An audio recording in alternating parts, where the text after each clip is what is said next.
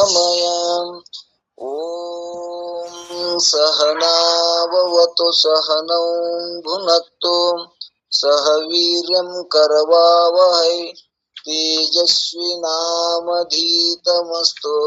ಮಾ ವಿದ್ವಿಷಾವಹೈ. ಓಂ ಗುರುವೇ ಸರ್ವಲೋಕಾನಾಂ ವಿಜಿಷೇ ಭವರೋಗಿಣಾಂ ನಿಧಿಯೇ ಸರ್ವವಿದ್ಯಾನಾಂ ದಕ್ಷಿಣಾಮೂರ್ತಿಯೇ ನಮಃ. ಓಂ ಪೂರ್ಣಮದಃ ಪೂರ್ಣಮಿದಂ ಪೂರ್ಣಾತ್ ಪೂರ್ಣಮುದಚ್ಯತೆ ಪೂರ್ಣಸ್ಯ ಪೂರ್ಣಮಾದಾಯ ಪೂರ್ಣಮೇವಾವಶಿಷ್ಯತೆ. ಓಂ ಶಾಂತಿ ಶಾಂತಿ ಶಾಂತಿ. ಓಂ ಚಿದಂಬರಮಠಾಧೀಶಂ ಸಿದ್ಧಾರೂಢಯತೀಶ್ವರಂ ಶಿಷ್ಯ ಪ್ರಶಿಷ್ಯ ರೂಪೇಣ ಬೋಧಕಂ ಗುರುಮಾಶ್ರೇ ಯದಂಗ್ರಿ ಕಮಲದ್ವಂದ್ವಂ ತಾಪತ್ರಿ ನಿವಾರಣಂ ಶಾಂತೈಕ್ಯ ಪದದಂ ದೇವಂ ಸಿದ್ಧಾರೂಢಮಹಂ ಭಜೆ ಸಿದ್ಧಾರೂಢಮಹಂ ಭಜೆ. ಓಂ ನಮಃ ಶಿವಾಯ. ಬೆಳಗಿನ ಜಾವದ ಸತ್ಸಂಗದಲ್ಲಿ ಪರಮ ಪೂಜ್ಯರು ಲೋಕವನ್ನು ಉದ್ಧರಿಸಲು ಅವತರಿಸಿದ ಶಿವನ ಅವತಾರಿ ವೇದಾಂತ ಸಾರ್ವಭೌಮ ಜಗದ್ಗುರು ಸಿದ್ಧಾರೂಢಾಚಾರ್ಯ ಪಾದಗಳಿಗೆ ದೀರ್ಘದಂಡ ಪ್ರಣಾಮ ಸಲ್ಲಿಸುತ್ತಾ ಬಸವಾದಿ ಶರಣರಿಗೂ ದಾಸ ಪರಂಪರೆಗೂ ಸದ್ಗುರುನಾಥನಲ್ಲಿಯೂ ಕೂಡ ದೀರ್ಘದಂಡ ಪ್ರಣಾಮ ಸಲ್ಲಿಸಿ ಈ ಒಂದು ಬೆಳಗಿನ ಜಾವದಲ್ಲಿ ಸತ್ಸಂಗದಲ್ಲಿ ಆಗಮಿಸಿದ ಪುಣ್ಯಾತ್ಮರೇ, ಧನ್ಯಾತ್ಮರೇ, ಪಾವನಾತ್ಮರೇ, ಮಾತೆಯರೇ, ತಮ್ಮೆಲ್ಲರ ಶರಣರ ಪಾದಗಳಿಗೂ ಕೂಡ ಹಣಿ ಹೆಚ್ಚಿ ನಮಸ್ಕರಿಸಿ ಈ ಸತ್ಸಂಗದೊಳಗ ಪ್ರವೇಶವಾಗೋಣ. ಆತ್ಮೀಯರೇ, ಈ ಒಂದು ಬೆಳಗಿನ ಜಾವದ ಸತ್ಸಂಗದಲ್ಲಿ ನಿಜಗುಣ ಆರ್ಯರಿಂದ ವಿರಚಿತವಾದ ಈ ಕೈವಲ್ಯ ಪದ್ಧತಿ ಎಂಬ ನೀತಿ ಕ್ರಿಯಾ ಸ್ಥಳವನ್ನ ಸಹಜವಾಗಿ ಸರಳವಾಗಿ ಬರೆದಂತ ಟೀಕಾ ತಾತ್ಪರ್ಯವನ್ನು ಬರೆದಂತ ರಾಮಾರೂಢರಲ್ಲಿಯೂ ಕೂಡ ಅವರ ನಮಸ್ಕರಿಸಿ ಈ ಒಂದು ನೀತಿ ಕ್ರಿಯಾ ಸ್ಥಳದ ಮೊದಲನೇ ಪದ್ಯ, ಈಗ ನಾವು ಶಿವಕಾರುಣ್ಯ ಜೀವ ಸಂಬೋಧನವನ್ನು ಮುಗಿಸಿ ನೀತಿ ಕ್ರಿಯಾ ಸ್ಥಳದೊಳಗ ಮೊದಲನೇ ಪದ್ಯವನ್ನ ನೀವು ಇಲ್ಲಿ ತನ 22 ಚರಣಗಳನ್ನೊಳಗೊಂಡಂತ ಈ ಶ್ರೀ ಗುರು ವಚನದಿಂದ ಅಧಿಕ ಶುದೆಯುಂಟೆ ಎಂಬ 22 ನುಡಿಮುತ್ತುಗಳನ್ನ ನಾವು ಒಂದೊಂದಾಗಿ ಬಿಡಿಸಾಗಿ ಇಲ್ಲಿ ತನ ನಾವು ಎಲ್ಲರೂ ಚರ್ಚೆ ಮುಖಾಂತರ ಕೇಳ್ಕೊಂಡು ಬಂದೇವೆ. ಈಗ ಇವತ್ತ 2 ಚರಣಗಳನ್ನ ತಗೊಂಡು ಇವತ್ತ ಮುಕ್ತಾಯ ಮಾಡೋಣ ಅನ್ನುವಂತ ಒಂದು ಹೇತು ಇಟ್ಟುಕೊಂಡು ಇವತ್ತ 2 ಕೊನೆಯ ಮಾತುಗಳು ಯಾವಪ್ಪ ಅಂದ್ರೆ ಇಲ್ಲಿ ನಾವು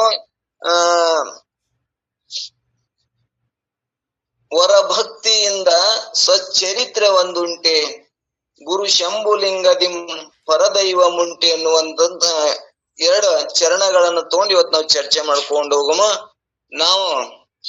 ನಾವು ಇಷ್ಟೊಂದು ಹೇಳೋಕ್ಕಿಂತ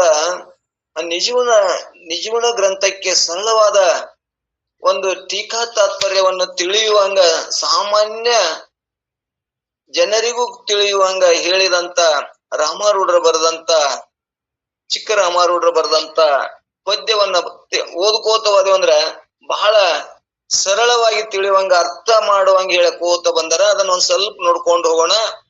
ಇಲ್ಲಿ ವರಭಕ್ತಿಯಿಂದ ಸ್ವಚರಿತ್ರೆ ಒಂದುಂಟೆ ಅಂದರೆ ಈ ಶ್ರೇಷ್ಠವಾದ ಭಕ್ತಿಗಿಂತ ಸದಾಚಾರ ಒಂದ್ ಯಾವ್ದಾದ್ರು ಅದನು ಅಂದ್ರೆ ಇಲ್ಲ ಅನ್ನುವಂತ ಹೇಳ್ಕೊತ ಬಂದರ. ಅಂದ್ರ ಭಕ್ತಿಗಿಂತ ಮತ್ತೊಂದು ಯಾವ್ದರ ಸದಾಚಾರ ಯಾವ್ದರ ಐತ್ಯನೋ, ಭಕ್ತಿನೇ ಶ್ರೇಷ್ಠ ಅನ್ನುವಂಥದ್ದನ್ನ ಇವತ್ತ ನಾವು ಎಲ್ಲರೂ ಭಕ್ತಿ ಬಸವಣ್ಣವ್ರಿಗೆ ಭಕ್ತಿ ಭಾಂಡಾರಿ ಬಸವಣ್ಣ ಅನ್ನುವಂಥದ್ದನ್ನ ನಾವು ಕೇಳ್ಕೊಂಡ್ ಬಂದೇವೆ. ಭಕ್ತಿಲಿಂದ ಮುಕ್ತಿಗೆ ಸೋಪಾನ ಅನ್ನುವಂಥದ್ದನ್ನು ಕೇಳ್ಕೊಂಡು ಬಂದೇವೆ. ಇಲ್ಲಿ ಅನ್ಯನ್ಯ ಪ್ರೇಮವೇ ಭಕ್ತಿ ಎಂದು ಹೇಳಿಸಿಕೊಳ್ತದ. ಈ ಅನ್ಯನ್ಯ ಪ್ರೇಮ ಲಕ್ಷಣಾತ್ಮಕ ಭಕ್ತಿಯಿಂದ ಮನುಷ್ಯನು ಮುಕ್ತಿಯನ್ನು ಹೊಂತಾನ ಅನ್ನುವಂಥದ್ದನ್ನ ನಾವು ಇವತ್ತ ಬಸವಣ್ಣವರಿಂದಾಗ್ಲಿ ಶರಣರಿಂದಾಗ್ಲಿ ನಾವು ಕೇಳ್ಕೊಂಡು ಬಂದೇವಿ. ಇವತ್ತು 63 ಮಂದಿ ಪುರಾತನರು ಕೂಡ ಆ ಭಕ್ತಿಗೆ ಎಷ್ಟು ಮಹತ್ವ ಕೊಟ್ಟಿದ್ರು ಅನ್ನುವಂಥದ್ದನ್ನು ನಾವಿಲ್ಲಿ ನಿಜಗುಂಡ ಆರ್ಯದಿಂದ ಕೇಳ್ಕೊಂಡು ಹೋಗೋಣ. ಭಕ್ತಿ ಮಾತ್ರವನ್ನು ಮಾಡಿದೊಡೆ ಕೇಳ ಅಂಗನೆ ಮುಕ್ತಿಯನ್ನು ಒಲಿಯುವನು ಈಶನು ಅನ್ನುವಂಥದ್ದನ್ನ ನಿಜಗುಂಡ ಒಂದ್ ಕಡೆ ಹೇಳ್ಕೊಂಡು ಬಂದಾರ. ಕೇವಲ ಭಕ್ತಿ ಒಂದನ್ನು ಸಾಧಿಸಿದರೆ ಸಾಕು, ಪರಮಾತ್ಮನ ಪ್ರೇಮದಿಂದ ಮುಕ್ತಿಯನ್ನು ಕೊಡ್ತಾನ ಅಂತೇಳಿ ನಿಜಗುಂಡ್ರು ಅನೇಕ ಕಡೆ ಭಕ್ತಿಗೆ ಲಕ್ಷಣ ಹೇಳ್ಕೋತ ಬಂದಾರ.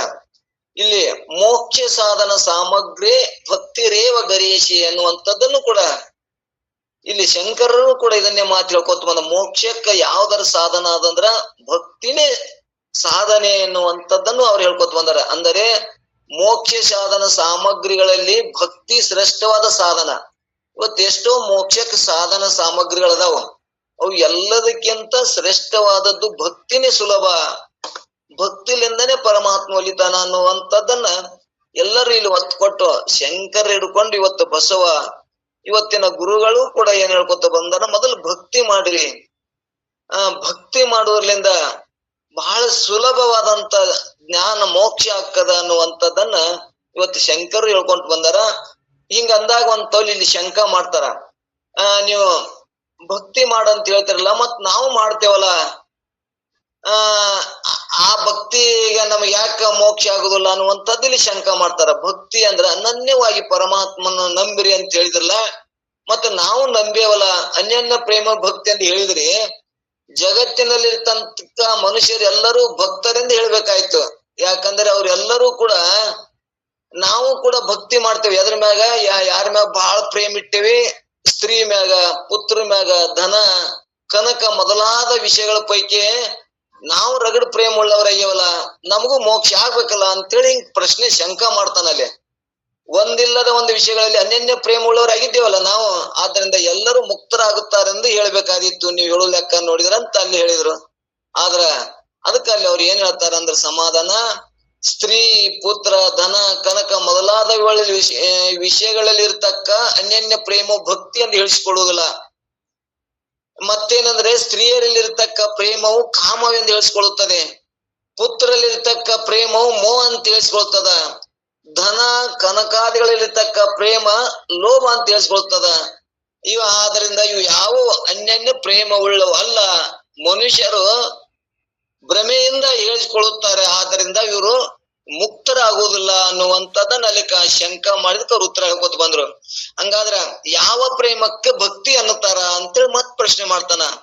ನೀವು ಮೊದಲ ಹಿಂಗ್ ಒಂದನ್ನ ಅತಿ ಪ್ರೇಮವಾಗಿ ಪ್ರೀತಿಸಿದ್ರ ನಿಮ್ಗ ಮುಕ್ತಿ ಆಗ್ತದನ ನಾವ್ ಅಲ್ಲಿ ಶಂಕ ಮಾಡ್ದ. ಹಂಗಾರ ನಾವು ಪ್ರೀತಿಸ್ತೇವಲ್ಲ, ಬಹಳ ಹೆಂಡತಿ ಮ್ಯಾಗ ಎಷ್ಟು ಪ್ರೇಮ ಮಾಡ್ತೇವೆ, ಮಕ್ಕಳ ಮ್ಯಾಗ, ಕನಕ ದುಡ್ಡಿನ ಮ್ಯಾಗ ನಾವು ಪ್ರೇಮ ಮಾಡ್ತೇವಲ್ಲ, ಅಂದ್ರ ನಮಗೂ ಮೋಕ್ಷ ಆಗ್ತದ ಅನ್ನುವಂಥದ್ದಲ್ಲಿ ಶಂಕ ಮಾಡಿದಾಗ ಇವು ಏನಪ್ಪಾ ಅಂದ್ರ ಸ್ತ್ರೀಯಲ್ಲಿಟ್ಟಂತ ಕಾಮಕ್ಕಾಗಿ ನೀವೊಂದು ಬಯಕೆ ಇಟ್ಟಿ ಅದು ಭಕ್ತಿ ಆಗುದಿಲ್ಲ, ಮಕ್ಕಳಲ್ಲಿ ಒಂದು ಮೋಹಕ್ಕಾಗಿ ಇಟ್ಟಿ ಅದು ಭಕ್ತಿ ಆಗುದಿಲ್ಲ, ಕನಕ ಧನಾದಿಗಳಲ್ಲಿ ಲೋಭ ಗುಣ ಇಟ್ಟುಕೊಂಡು ಅವ್ರ ಮ್ಯಾಗ ನೀನು ಪ್ರೇಮ ಮಾಡ್ತೀವಿ ಹೊರತಾರ್ತಾವು ನಿನಗ ಸುಖವನ್ನು ಕೊಡುದಲ್ಲದೆ ಮುಕ್ತಿನೂ ಕೊಡುದಿಲ್ಲ ಅನ್ನುವಂಥದ್ದನ್ನ ಅಲ್ಲಿ ಹೇಳ್ಕೋತ ಹೊಂಟ್ರು. ಹಂಗಾದ್ರೆ ಯಾವುದಕ್ಕೆ ಭಕ್ತಿ ಅನ್ನತಾರ ಅಂದಾಗ ಪರಮಾತ್ಮನಲ್ಲಿ ಅಥವಾ ಗುರುಗಳಲ್ಲಿರ್ತಕ್ಕ ಅನ್ಯನ್ಯ ಪ್ರೇಮಕ್ಕೆ ಭಕ್ತಿ ಅನ್ನತಾರ. ಇದನ್ನ ನಿಜಗುಂಡ್ರು ಕೂಡ ಒಂದ್ ಕಡೆ ಹೇಳ್ಕೊಂಡ್ ಬಂದಾರ. ಅಂದ್ರ ಭಕ್ತಿ ಎದಕ್ ಅಂತಾರ ಅನ್ನುವಂಥದ್ದನ್ನ ಹೆಂಗ ಭಕ್ತಿ ಮಾಡ್ಬೇಕು ಅನ್ನುವಂಥದ್ದನ್ನು ಕೂಡ ಒಂದು ಲಕ್ಷಣ ಮುಖಾಂತರ ಹೇಳ್ಕೊತ ಬಂದಾರ ಅವರು. ಆವ ಕಾಲದೋಳ್ ಬಳಿಕಾವ ದೇಶದೋಳ್ ಬೇರಾವ ವಸ್ತುವಿನೋಳ್ ಒರೆಯತಿರೆ ಮಮತೆ ಆವ ಪರಿಯೋಳ್ ತನ್ನ ಮೇಲಿರ್ಪುವಂತೆ ಗುರು ದೇವತೆಗಳ ಅನುರಾಗುವುದೇ ನಿಜ ಭಕ್ತಿ ಅನ್ನುವಂಥದ್ದನ್ನ ಒಂದು ಲಕ್ಷಣ ಹೇಳ್ಕೊಂಡ್ ಬಂದಾರ. ಅಂದ್ರ ಭಕ್ತಿಗೆ ಏನ್ ಹೇಳ್ಯಾರ, ನಾವ್ ಯಾವುದೇ ಕಾಲದಾಗ ಆವ ಕಾಲದೋಳ್ ಬಳಿಕಾವ ದೇಶದೊಳ ನಾವು ಯಾವುದೇ ದೇಶದಾಗಿರ್ಲಿ ಯಾವುದೇ ಕಾಲದಾಗಿರ್ಲಿ ನಾನು ನಾ ಬ್ಯಾರೆ ದೇಶದಾಗಿದ್ರು ಕೂಡ ಅದಕ್ಕೆ ಸರಿಯಾಗಿ ಆ ಸಮಯಕ್ಕೆ ಊಟ, ಅದಕ್ಕೆ ಬಟ್ಟಿ ಜಳಕ ನಾನು ಹೆಂಗ ಮಾಡಿಸ್ಬೇಕು, ಯಾವ ಕಾಲದಾಗ ಜಾಗ್ರದಾಗ ಯಾವ ಕಾಲದಾಗನು ಕೂಡ ನಾನು ನನ್ನ ಮ್ಯಾಗ ನಾ ಎಷ್ಟು ಪ್ರೇಮ ಮಾಡ್ತೀನಿ, ಹಂಗ ನನ್ನ ಮ್ಯಾಗ ಇದ್ದಂತ ಮಮತೆ ಆವ ಪರಿಯೋಳು ತನ್ನ ಮೇಲಿರುಪ್ಪಂತೆ ನನ್ನ ಮ್ಯಾಗ ಹೆಂಗ ಭಕ್ತಿ ನನ್ನ ಮ್ಯಾಗ ಎಷ್ಟು ನಾ ಪ್ರೇಮದಿನಿ, ಅದೇ ಪ್ರೇಮವನ್ನ ಗುರು ದೇವತೆಗಳು ಅನುರಾಗುವುದೇ ನಿಜ ಭಕ್ತಿ. ಗುರು ಮತ್ತು ದೇವತೆಗಳಲ್ಲಿ ಅನನ್ಯವಾಗಿ ಪ್ರೇಮ ಉಳ್ಳುವುದೇ ನಿಜವಾದ ಭಕ್ತಿ ಅನ್ನುವಂಥದ್ದನ್ನ ಹೇಳ್ಕೊತ ಬಂದಾರ. ಅಂತ ಭಕ್ತಿಯನ್ನ ಮಾಡಿದ್ರ ಗುರುವಿನಗಳಲ್ಲಿ ಮತ್ತು ಪರಮಾತ್ಮನಲ್ಲಿ, ಅನನ್ಯ ದೇವತೆಗಳಲ್ಲಿ ಪರಮಾತ್ಮನಲ್ಲಿ ನೀನ್ ಭಕ್ತಿ ಮಾಡಿದೆ ಅಂದ್ರ ಅದು ನಿಜವಾದ ಭಕ್ತಿ ಅಂತಾರ ಅನ್ನುವಂಥದ್ದನ್ನ ಹೇಳುವ ಉದ್ದೇಶದ. ಅಂದರೆ ಯಾವ ಕಾಲದಲ್ಲಿ ಆಗಲಿ, ಯಾವುದೇ ದೇಶದಲ್ಲಿ ಆಗಲಿ, ಯಾವುದೇ ವಸ್ತುವಿನಲ್ಲಿ ಆಗಲಿ ಕೂಡದಿರತಕ್ಕ ಅತ್ಯಧಿಕವಾದ ಪ್ರೇಮವು ತನ್ನ ಮೇಲೆ ಹೇಗಿರುತ್ತದೆಯೋ ಹಾಗೆ ಗುರು ದೇವತೆಗಳಲ್ಲಿ ಪ್ರೇಮವುಳ್ಳ ನೀಡುವುದೇ ಭಕ್ತಿ ಎಂದು ಹೇಳಿದ್ದಾರೆ. ಇಂಥ ಭಕ್ತಿಯಿಂದ ಕೂಡಿದ ಭಕ್ತನು ಗಮನವು ಪತಿವೃತ ಹೆಣ್ಣು ಮಗಳು ಪ್ರೇಮ ಮಾಡಿದರೆ, ಪತಿಯನ್ನೇ ಧ್ಯಾನ ಚಿಂತನೆ ಮಾಡಿದರೆ ಪತಿ ಚಿಂತನೆ, ಪತಿ ಧ್ಯಾನ ಮಾಡಿದರೆ ಪತ್ನಿ ಹೀಗೆ ಕೂಡಿರ್ತಾಳೋ, ಮತ್ತು ಸರ್ವ ನದಿಗಳು ಗಮನವು ಸಮುದ್ರವನ್ನೇ ಕುರಿತು ಹೇಗಿರುತ್ತವೋ ಹಾಗೆ ಪರಮಾತ್ಮನನ್ನು ಕುರಿತು ಇರುತ್ತದೆ. ಇಂಥ ಭಕ್ತಿಯನ್ನು ಮಾಡುವುದರಿಂದ ಮನುಷ್ಯನಿಗೆ ಸರ್ವ ಸತ್ಕರ್ಮಗಳ ಫಲವು ಪ್ರಾಪ್ತಿಯಾಗುತ್ತದೆ. ಹೇಗೆಂದರೆ ಸರ್ವ ನದಿಗಳಿಗೆ ಸಂಗಮ ಸ್ಥಾನವಾದ ಸಮುದ್ರ ಸ್ನಾನ ಮಾಡುವುದರಿಂದ ಸರ್ವ ನದಿಗಳಲ್ಲಿ ಸ್ನಾನ ಮಾಡಿದಂತೆ ಹೇಗೆ ಆಗುತ್ತದೆಯೋ ಹಾಗೆ ಸರ್ವ ಕರ್ಮಗಳ ಫಲ ಪ್ರದಾತನಾದ ಪರಮಾತ್ಮನನ್ನು, ಎಲ್ಲಾ ಫಲಕ್ಕ ಪ್ರದಾತನಾದ ಪರಮಾತ್ಮನಲ್ಲಿ ಅನನ್ಯ ಪ್ರೇಮ ಲಕ್ಷಣಾತ್ಮಕ ಭಕ್ತಿ ಒಂದನ್ನು ಮಾಡುವುದರಿಂದ ಸರ್ವ ಕರ್ಮಗಳನ್ನು ಮಾಡಿದಂತಾಗುತ್ತದೆ. ಆದ್ದರಿಂದ ಒಂದೊಂದು ಕರ್ಮವನ್ನು ಮಾಡಿ ಅಲ್ಪ ಪುಣ್ಯನ್ನು ಪಡೆಯುವುದಕ್ಕಿಂತ ಪರಮಾತ್ಮನಲ್ಲಿ ಭಕ್ತಿಯನ್ನು ಮಾಡಿ ಸರ್ವ ಕರ್ಮಗಳ ಫಲವನ್ನು ಪಡೆಯುವುದು ಉತ್ತಮ ಅಂತಿಲ್ಲ ಹೇಳ್ಕೊತ ಬಂದಾರ. ಹಂಗ ಇಲ್ಲಿ ಅದಕ್ಕೊಂದು ದೃಷ್ಟಾಂತನು ಹೇಳ್ತಾರ. ಏನ್ ಹೇಳ್ತಂದ್ರ, ಸ್ವಲ್ಪ ಅಲ್ಪ ಸುಖ ಪಡೆಯುವುದಕ್ಕಿಂತ, ಒಂದೊಂದರಾಗ ಅಲ್ಪ ಸುಖವನ್ನು ಪಡೆಯುವುದಕ್ಕಿಂತ ಎಲ್ಲಾ ಸುಖದಾಯಕನಾದ ಪರಮಾತ್ಮನನ್ನ ನಾವು ಭಕ್ತಿ ಮಾಡ್ಕೊಂಡೇವಂದ್ರ, ಅವನನ್ನ ನಾವು ಒಲಿಸ್ಕೊಂಡೇವಂದ್ರ ಎಲ್ಲಾ ಫಲನೂ ಕೂಡ ಅವನೇ ಬೇಕು ಅಂತ ನಮಗ ಪರಮಾತ್ಮನೇ ಶ್ರೇಷ್ಠ ಅಂತ ತಿಳ್ಕೊಂಡು ಪರಮಾತ್ಮನನ್ನ ಆಶ್ರಯ ಮಾಡ್ಕೊಂಡೇವಂದ್ರ ಎಲ್ಲಾ ಸುಖ ನಮ್ಮಲ್ಲಿ ಅವನಲ್ಲಿ ಸಿಗುತ್ತಾವೋ ಅನ್ನುವಂಥದಕ್ಕೆ ಒಂದು ದೃಷ್ಟಾಂತ ಹೇಳ್ತಾರ. ಏನು ದೃಷ್ಟಾಂತ ಅಂದ್ರ, ಒಬ್ಬ ರಾಜನಿದ್ದ. ರಾಜ ಏನ್ ಮಾಡನಪ್ಪ, ಮತ್ತೊಂದು ರಾಜ್ಯದ ಮೇಲೆ ದಂಡೆತ್ತಿ ಹೋಗಿ ಆ ರಾಜ್ಯವನ್ನು ಕೂಡ ಗೆದ್ದುಕೊಂಡ್ತಾನ. ಗೆದ್ದುಕೊಂಡಾಗ ಅವಾಗ ಏನಕ್ಕದಲ್ಲಿ ಆ ರಾಜ್ಯದೊಳಗ ಸಾಕಷ್ಟು ಬಂಗಾರ, ಧನ, ರತ್ನ, ಕನಕ, ವಸ್ತ್ರ, ವಾಹನ ಎಲ್ಲಾ ಕೂಡ ಅಲ್ಲಿ ಹಾಕದ. ಗೆದ್ದಾಗ ಒಟ್ಟು ಅವನಿಗೆ ಪ್ರಾಪ್ತಿ ಆಗ್ತದ. ಅವ ತನ್ನ ರಾಜ ಗೆದ್ದದ ಆನಂದದೊಳಗ ಅವಾಗ ರಾಜರಿಗೆ 4 ಮಂದಿ ಹೆಂಡ್ರು ಇರ್ತಾರ.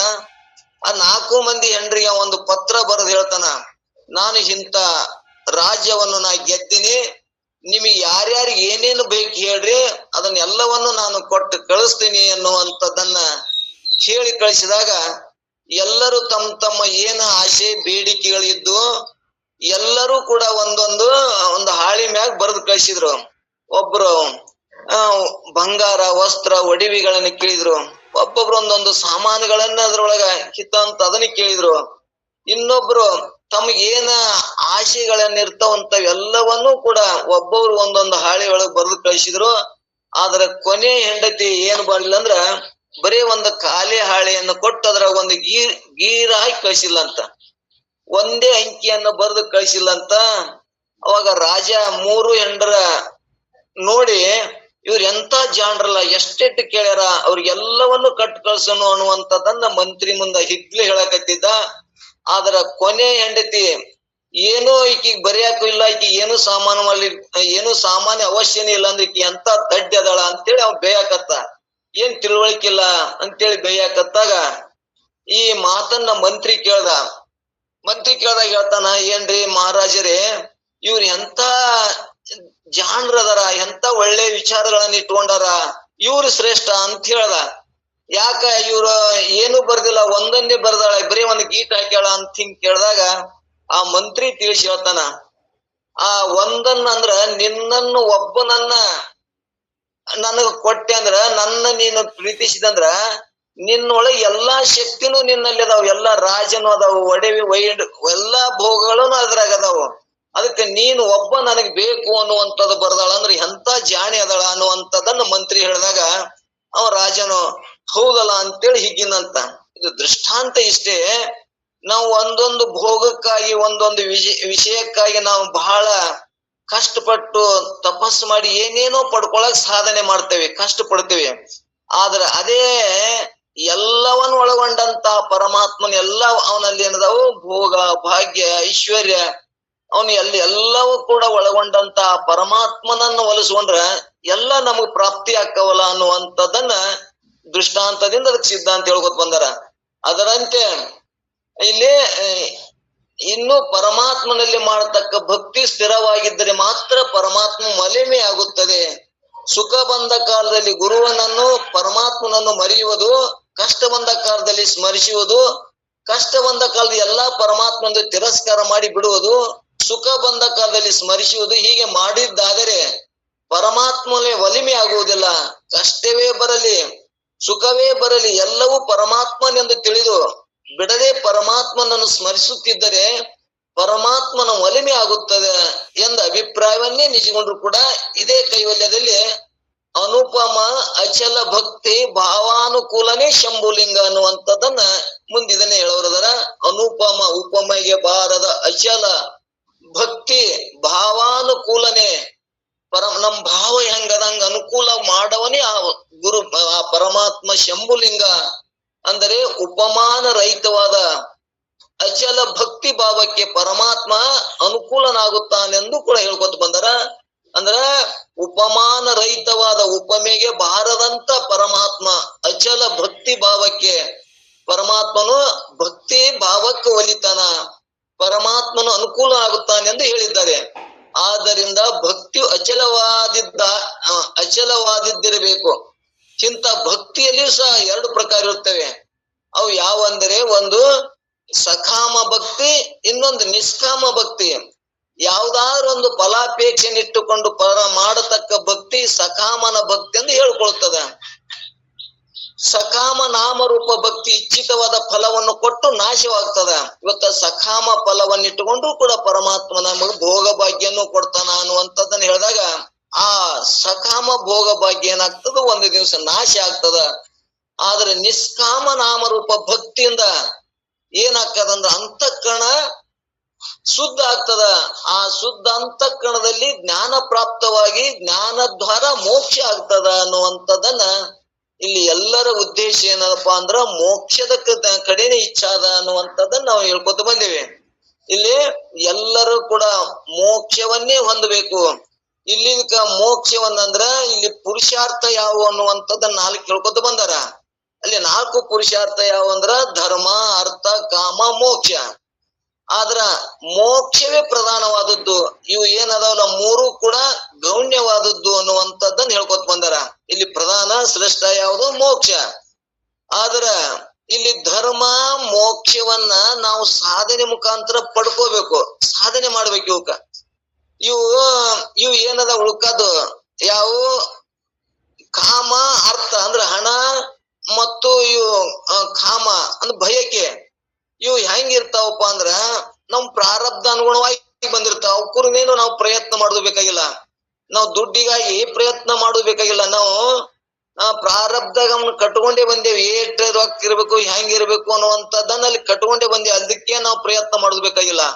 ಮತ್ತು ಇವು ನಮ್ಮ ಬಯಕೆಗಳೇನದಾವಲ್ಲ, ಕಾಮನೆಗಳೇನದಾವಲ್ಲ, ಅವು ಪ್ರಾರಬ್ಧ ಆದಿಂದಾಗೆ ಇರ್ತಾವ. ಆದ್ರೆ ಇಲ್ಲಿ ಹೆಚ್ಚು ನಾವು ಸಾಧನೆ ಪ್ರಯತ್ನ ಎದಕ್ ಹಾಕಬೇಕು, ಶ್ರಮ ಎದಕ್ ಹಾಕಬೇಕು ಅಂದ್ರ ಧರ್ಮಕ್ಕಾಗಿ ಮತ್ತು ಕೊನೆಯದಾದದ್ದು ಮೋಕ್ಷಕ್ಕಾಗಿ ಅನ್ನುವಂಥದ್ದನ್ನ ಇಲ್ಲಿ ಹೇಳುವಂತದ್ದು ಉದ್ದೇಶದ. ಜ್ಞಾನದ್ವಾರ ಮೋಕ್ಷ ಆಗ್ತದ.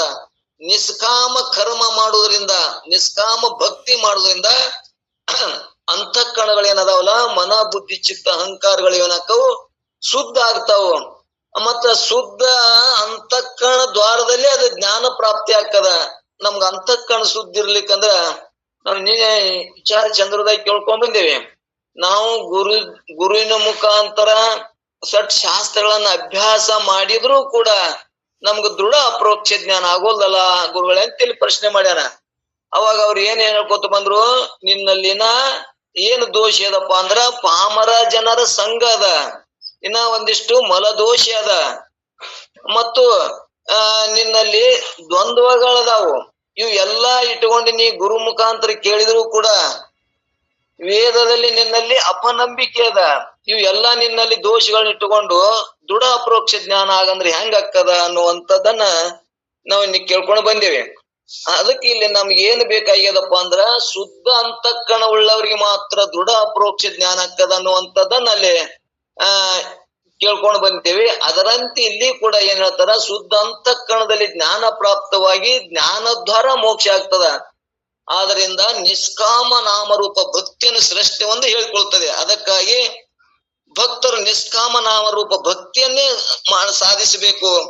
ಅದಕ್ಕಿಂತ ಮತ್ತೊಂದು ಯಾವುದು ಸಾಧನೆ ಇಲ್ಲ. ನಿಷ್ಕಾಮ ನಾಮರೂಪ ಅಂದ್ರೆ ಕಾಮನೆ ಇಲ್ಲದೆ ಪರಮಾತ್ಮನನ್ನ ಭಜಿಸುವುದು.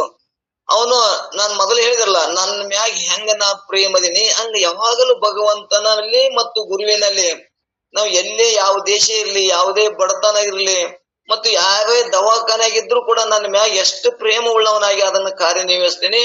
ಅದರಂಗೆ ನನ್ನಂತೆ ಪರಮಾತ್ಮನು ಅವನು ಮತ್ತು ಸದ್ಗುರುನಾಥನು ಅವನು ಅಂತೇಳಿ ಹಿಂಗ ನಿಷ್ಕಾಮ ಭಾವದಿಂದ ನಾವು ಸೇವೆ ಮಾಡ್ದೇವ ಅಂದ್ರ ನಮ್ಮ ಅಂತಃಕರಣ ಶುದ್ಧ ದ್ವಾರ ಪರಮಾತ್ಮನ ಒಲಿತಾನ. ಪರಮಾತ್ಮ ಅಂದ್ರೆ ಮೋಕ್ಷ ಆಗ್ತದ. ಇಲ್ಲಿ ಮೋಕ್ಷ ಬೇರೆ ಅಲ್ಲ, ಇಲ್ಲಿ ಇನ್ನೊಂದು ತನ್ನ ಆತ್ಮಜ್ಞಾನ ಬೇರೆ ಅಲ್ಲ. ಅಂದ್ರ ಸಗುಣ ಮತ್ತು ನಿರ್ಗುಣ. ಸಗುಣದೊಳಗ ಪರಮಾತ್ಮನ ದರ್ಶನ ಆಗ್ತದ, ನಿರ್ಗುಣದೊಳಗ ಆತ್ಮಜ್ಞಾನ ಆಗ್ತದ. ಆತ್ಮಜ್ಞಾನ ಅಂದ್ರ ಒಂದೇ, ಪರಮಾತ್ಮನ ದರ್ಶನ ಅಂದ್ರೆ ಒಂದೇ ಆಗ್ತದ ಅನ್ನುವಂಥದ್ದನ್ನ ಇಲ್ಲಿ ಹೇಳುವಂತ ಉದ್ದೇಶ ಅದ. ಅದಕ್ಕ ಜಗತ್ತಿನಲ್ಲಿ ಭಕ್ತರು ಹಿಂಗ್ ಎಷ್ಟು ಪ್ರಕಾರ ಅದಾರ ಅನ್ನುವಂಥದ್ದನ್ನ ಇಲ್ಲಿ ಮತ್ತೆ ನಾವೇ ಶಂಕ ಮಾಡ್ತಾರಲ್ಲಿ. ಅದಕ್ಕೆ ಇಲ್ಲಿ ಇದಕ್ಕೊಂದು ಭಗವದ್ಗೀತೆ ಉದಾಹರಣೆ ನಾವು ಬಹಳ ಸಲ ಹೇಳ್ಕೊತ ಬಂದೇವೆ. ಇಲ್ಲಿ ಭಗವದ್ಗೀತೆದೊಳಗೂ ಕೂಡ ಒಂದು ಪರಮಾತ್ಮನ ಭಕ್ತರು ಯಾರ್ಯಾರ ಅದಾರ, ಹೆಂಗ್ ಭಗವಂತನನ್ನ ಸ್ಮರಿಸ್ತಾರ ಅನ್ನುವಂಥದ್ದನ್ನ ಇಲ್ಲಿ ಕೇಳ್ಕೊತ ಬಂದಾಗ ಅಲ್ಲಿ ಒಂದ್ ಏನ್ ಹೇಳ್ಕೊತ ಬಂದಾರ ಗೀತಾದೊಳಗ, ಚತುರ್ವಿಧ ಭಜಂತೆ ಮಾಂ ಜನಃ ಸುಕೃತೋ ಅರ್ಜುನ ಅರ್ಥೋ ಜಿಜ್ಞಾಸಿ ಅರ್ಥಾರ್ಥಿ ಜ್ಞಾನಿಚ ಭರತರ್ಷಭ. ಹಿಂಗ 4 ವರ್ಗ ಜನನು ನನ್ನನ್ನ ಭಜಿಸ್ತಾರ. ನಾನು 4 ಜನರಿಗೂ ಪ್ರಿಯನೇ, ನನಗ 4 ಜನನು ಬೇಕು. ಆದರೆ ಯಾರು ನನಗ ಪ್ರಿಯರು ಅಂದ್ರ ಜ್ಞಾನಿಚ ಭರತರ್ಷಭ, ಜ್ಞಾನಿನೇ ನನಗ ಪ್ರಿಯನು ಅನ್ನುವಂಥದ್ದನ್ನ ಹೇಳ್ಯಾರ. ಆದ್ರ ಅವರು 4 ವರ್ಗ ಜನನು ನನಗ್ ಬೇಕು, ಪ್ರಿಯರೇ. ಅಂದ್ರೆ 4 ವರ್ಗ ಯಾರಪ್ಪ ಅಂದ್ರೆ ಅರ್ಥ ಅಂದ್ರೆ ಸಂಸಾರ ದುಃಖದೊಳಗ ಭಗವಂತನನ್ನ ಭಜಿಸ್ತೇವೆ. ಭಗವಂತನನ್ನ ಏನು ಯಜ್ಞ ಯಾಗಾದಿಗಳನ್ನ ಭಗವಂತನನ್ನ ನಾವು ಭಜಿಸ್ತೇವೆ ಮಾಡಿ. ಆ ದುಡ್ಡು ಪ್ರಾಪ್ತಿ ಆಯ್ತು ಅಂದ್ರ ಮತ್ತ ನಾವು ಅದನ್ನ ಮರಿತೇವ, ಪರಮಾತ್ಮನನ್ನು ಮರಿತೇವೆ. ಆದ್ರೆ ಅವ ಮರಿದಿಲ್ಲ. ಅವ ನಮ್ಗ ಏನ್ ನಾವು ಭಜಿಸ್ತೇವಿ, ಅವನ್ ಏನ್ ಸ್ಮರಿಸ್ತೇವಿ ಅದನ್ನ ನಮ್ಗ ಅನುಕೂಲ ಮಾಡಿ ಕೊಡ್ತಾನ. ಅವನು ನನಗ್ ಪ್ರಿಯನೇ, ಅಷ್ಟರ ಭಜಿಸ್ತಾನಲ್ಲ. ಎಷ್ಟೋ ಮಂದಿ ನಾಸ್ತಿಕರದಾರ, ದೇವ್ರು ಇಲ್ಲೇ ಅನ್ನೋರದಾರ. ಎಷ್ಟೋ ಮಂದಿ ಅಜ್ಞಾನದೊಳಗೆ ಎಲ್ಲದನ್ ದೇವ್ರು ನೋಡ್ರಿ ಅನ್ನೋ ಅಂತೇಳಿ ಏನೇನೋ ಮಾಡೋರದಾರ. ಅಂತ ಕಾಲದೊಳಗೂ ಕೂಡ ಪರಮಾತ್ಮ ಅದಾನ ಅಂತೇಳಿ ಭಜಿಸ್ತಾರಲ್ಲ, ಅವರು ನನಗ್ ಪ್ರಿಯರೇ ಅನ್ನುವಂಥದ್ದು ಹೇಳ್ಕೊತ ಬಂದಾರ. ಅರ್ಥಾರ್ಥಿ. ಅರ್ಥಾರ್ಥಿಗಳಂದ್ರ ಆ ಭಗವಂತಗ ಯಾಂಕ್ ಭಜಿಸ್ತಾರಂದ್ರ ಇಲ್ಲಿ ನಮಗ ಇಹಲೋಕದೊಳಗೂ ನಮ್ಗ ಸುಖ ಇರ್ಬೇಕು, ಹೆಂಡ್ರು ಮಕ್ಳು ನಮ್ಗ ಅನುಕೂಲ ಆಗಿರ್ಬೇಕು. ಮತ್ತಿಂದ ನಾನ್ ದೇಹ ಬಿದ್ದೋಗಿಂದು ಕೂಡ ನನಗ್ ಸ್ವರ್ಗ ಪ್ರಾಪ್ತಿ ಆಗ್ಬೇಕು ಅಂತೇಳಿ ಅವರು ಕೂಡ ಭಗವಂತನನ್ನು ಭಜಿಸ್ತಾರ. ಅವ್ರ ಹೆಂಗ ಅವು ಜನಕ್ಕಾಗಿ ಕೆರೆ ಕಟ್ಸುದು, ಒಂದು ಉಪಕಾರಿ ಜೀವನ, ದನ ಕರಿಗಳಿಗೆ ನೀರು ಮಾಡಿಸುದು, ಹಿಂಗ ಒಳ್ಳೆ ಕಾರ್ಯಗಳನ್ನ ಯಾವ ಉದ್ದೇಶ ಇಟ್ಕೊಂಡು ಮಾಡ್ತಾರಂದ್ರ ಮುಂದೆ ನನಗೆ ಸ್ವರ್ಗ ಸಿಗಲಿ ಅನ್ನುವಂಥದ್ದಕ್ಕಾಗಿ ಭಗವಂತನ ಇಲ್ಲಿ ಭಜಿಸ್ತಾರ. ಅವರು ಅರ್ಥಾರ್ಥಿಗಳು. ಇಲ್ಲಿ ಸುಖದಿಂದ ಇರಬೇಕು, ಮುಂದೆ ನನಗ ಸ್ವರ್ಗ ಸಿಗಬೇಕು, ಅಲ್ಲಿ ಸುಖವನ್ನೇ ಹೊಂದಬೇಕು ಅನ್ನುವಂತ ಆಸೆ ಇಟ್ಕೊಂಡು ಅವರು ಕೂಡ ಪರಮಾತ್ಮನನ್ನು ಭಜಿಸ್ತಾರ. ಅವನು ನನಗ್ ಪ್ರಿಯರೇ ಅನ್ನುವಂಥದ್ದನ್ನ ಇಲ್ಲಿ ಪರಮಾತ್ಮ ಕೃಷ್ಣ ಪರಮಾತ್ಮ ಹೇಳ್ಕೊತ ಬಂದನ. ಅರ್ಥಾರ್ಥಿ ಮತ್ತು ಜಿಜ್ಞಾಸಿ. ಜಿಜ್ಞಾಸಿ ಅಂದ್ರೆ ಸದ್ದ ನಾವು ಏನ್ ಚರ್ಚೆ ಮಾಡಕೋತೇವಲ್ಲ, ಇಲ್ಲಿ ಮೋಕ್ಷದ ಇಚ್ಛೆ ಇಟ್ಟುಕೊಂಡು ಏನು ಸಾಧನೆ ಮಾಡಕತ್ತೇವಲ್ಲ, ಇವರು ನನಗ ಪ್ರಿಯರೇ. ಇವ್ರು ಮುಂದ ಹಿಂಗ ಸತ್ಸಂಗ ಮಾಡುವುದ್ರಿಂದ, ಹಿಂಗ್ ದಿನ ಕೇಳುವುದ್ರಿಂದ ನಮ್ಮಲ್ಲಿ ಅಂತಃಕರಣದಲ್ಲಿ ಇರುವಂತ ದೋಷಗಳನ್ನು ಕಳ್ಕೊಂಡು ಪರಮಾತ್ಮನನ್ನು ಹೊಲಿಸ್ಕೊಳಕ್ ನಾವ್ ಏನು ಸಾಧನೆ ಮಾಡಕತ್ತೇವಲ್ಲ, ಇವರು ನನಗ್ ಪ್ರಿಯರೇ. ಇವ್ರು 3 ಅಲ್ಲಿ ಏನ್ ಹೇಳ್ಬಿಟ್ಟಾನ, ಆದರೆ ಅಂದಾಗ ಏನಾಯ್ತು, ಇಲ್ಲಿ 3 ಮಂದಿ ಬಿದ್ರು. ಇವ್ರು 3 ಮಂದಿ ಶ್ರೇಷ್ಠ ಆಗ್ಲಿಲ್ಲ. ಆದರೆ ಇದಕ್ ಹೆಂಗಪ್ಪ ಅಂದ್ರು, ಇನ್ನೊಂದು ಹೊರಗ್ ದೃಷ್ಟಾಂತ ಹೋದಾಗ ಒಂದು ದೃಷ್ಟಾಂತ ಲೌಕಿಕದಾಗ ಹೇಳ್ತೇವೆ ನೋಡು. ನಾವು ಕನ್ಯಾ ನಡಕ್ ಹೋಯ್ದೇವಿ, ಕನ್ಯಾ ಬಹಳ ಚಂದ, ವರ ಬಹಳ ಚಂದ ಅದನ, ಚಲೋ ಅದನ, ನೌಕರಿ ಅದ, ಹೊಲ ಅದ, ಮನಿ ಅದ, ಎಲ್ಲಾ ಅದ ಅಂತೇಳಿ ಕನ್ಯಾ ಮುಂದೆ ನಾವ್ ಹೇಳ್ತೇವೆ ಬಹಳ ಚಲೋ ಅದಾನ ಅಂತ ಅಂದಾಗ ಎಲ್ಲರೂ ಕೊಡ್ಬೇಕು ಮಾಡ್ಬೇಕು ಅಂತ ಹಿಗ್ಗಾಗ್ತದ, ಮನೆಯವ್ರಿಗೆ ಎಲ್ಲರಿಗೆ ಹಿಗ್ಗಾಗ್ತದ.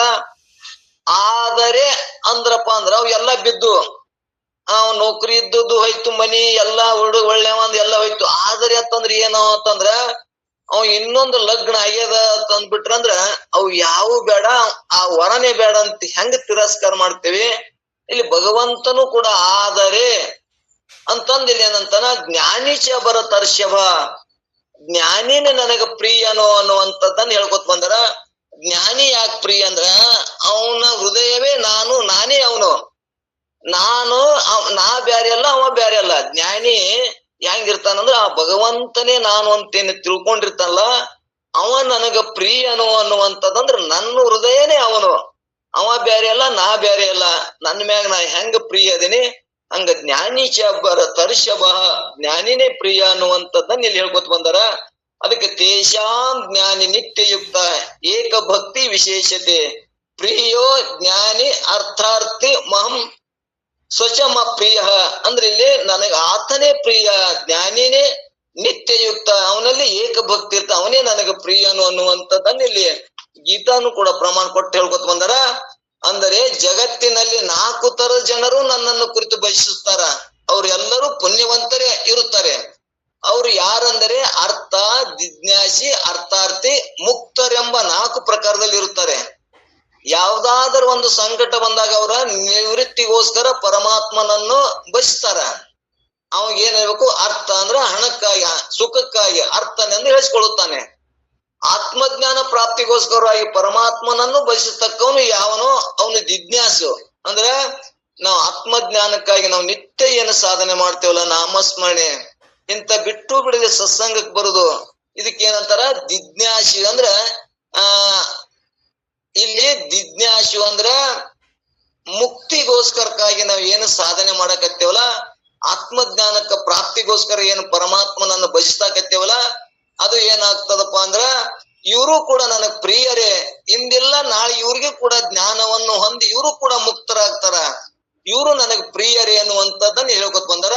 ಆದರೆ ಜ್ಞಾನಿಚ ಬರ ತರ್ಷಭ ಅನ್ನುವಂಥದ್ದನ್ನ ಇಲ್ಲಿ ಸ್ಪಷ್ಟ ಹೇಳ್ಕೊತ ಬಂದಾರ.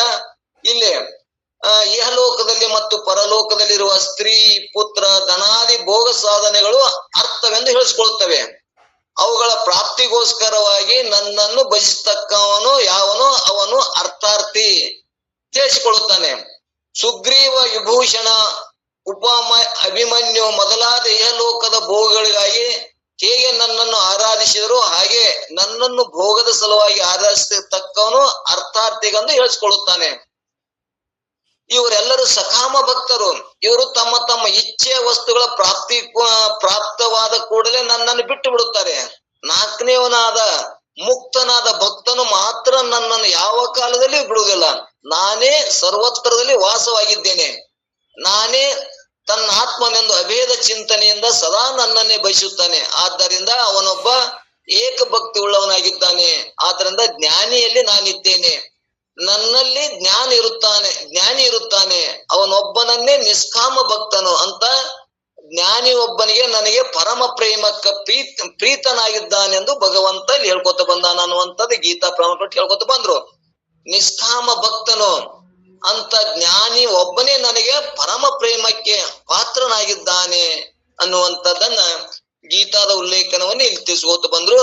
ಇನ್ನು ನಿಷ್ಕಾಮ ರೂಪನಾದ ಭಕ್ತಿಯಲ್ಲಿ 2 ಪ್ರಕಾರ ಇರ್ತದ. ಒಂದು ಜ್ಞಾನಪೂರ್ವ ಭಕ್ತಿ, ಇನ್ನೊಂದು ಜ್ಞಾನೋತ್ತರ ಭಕ್ತಿ.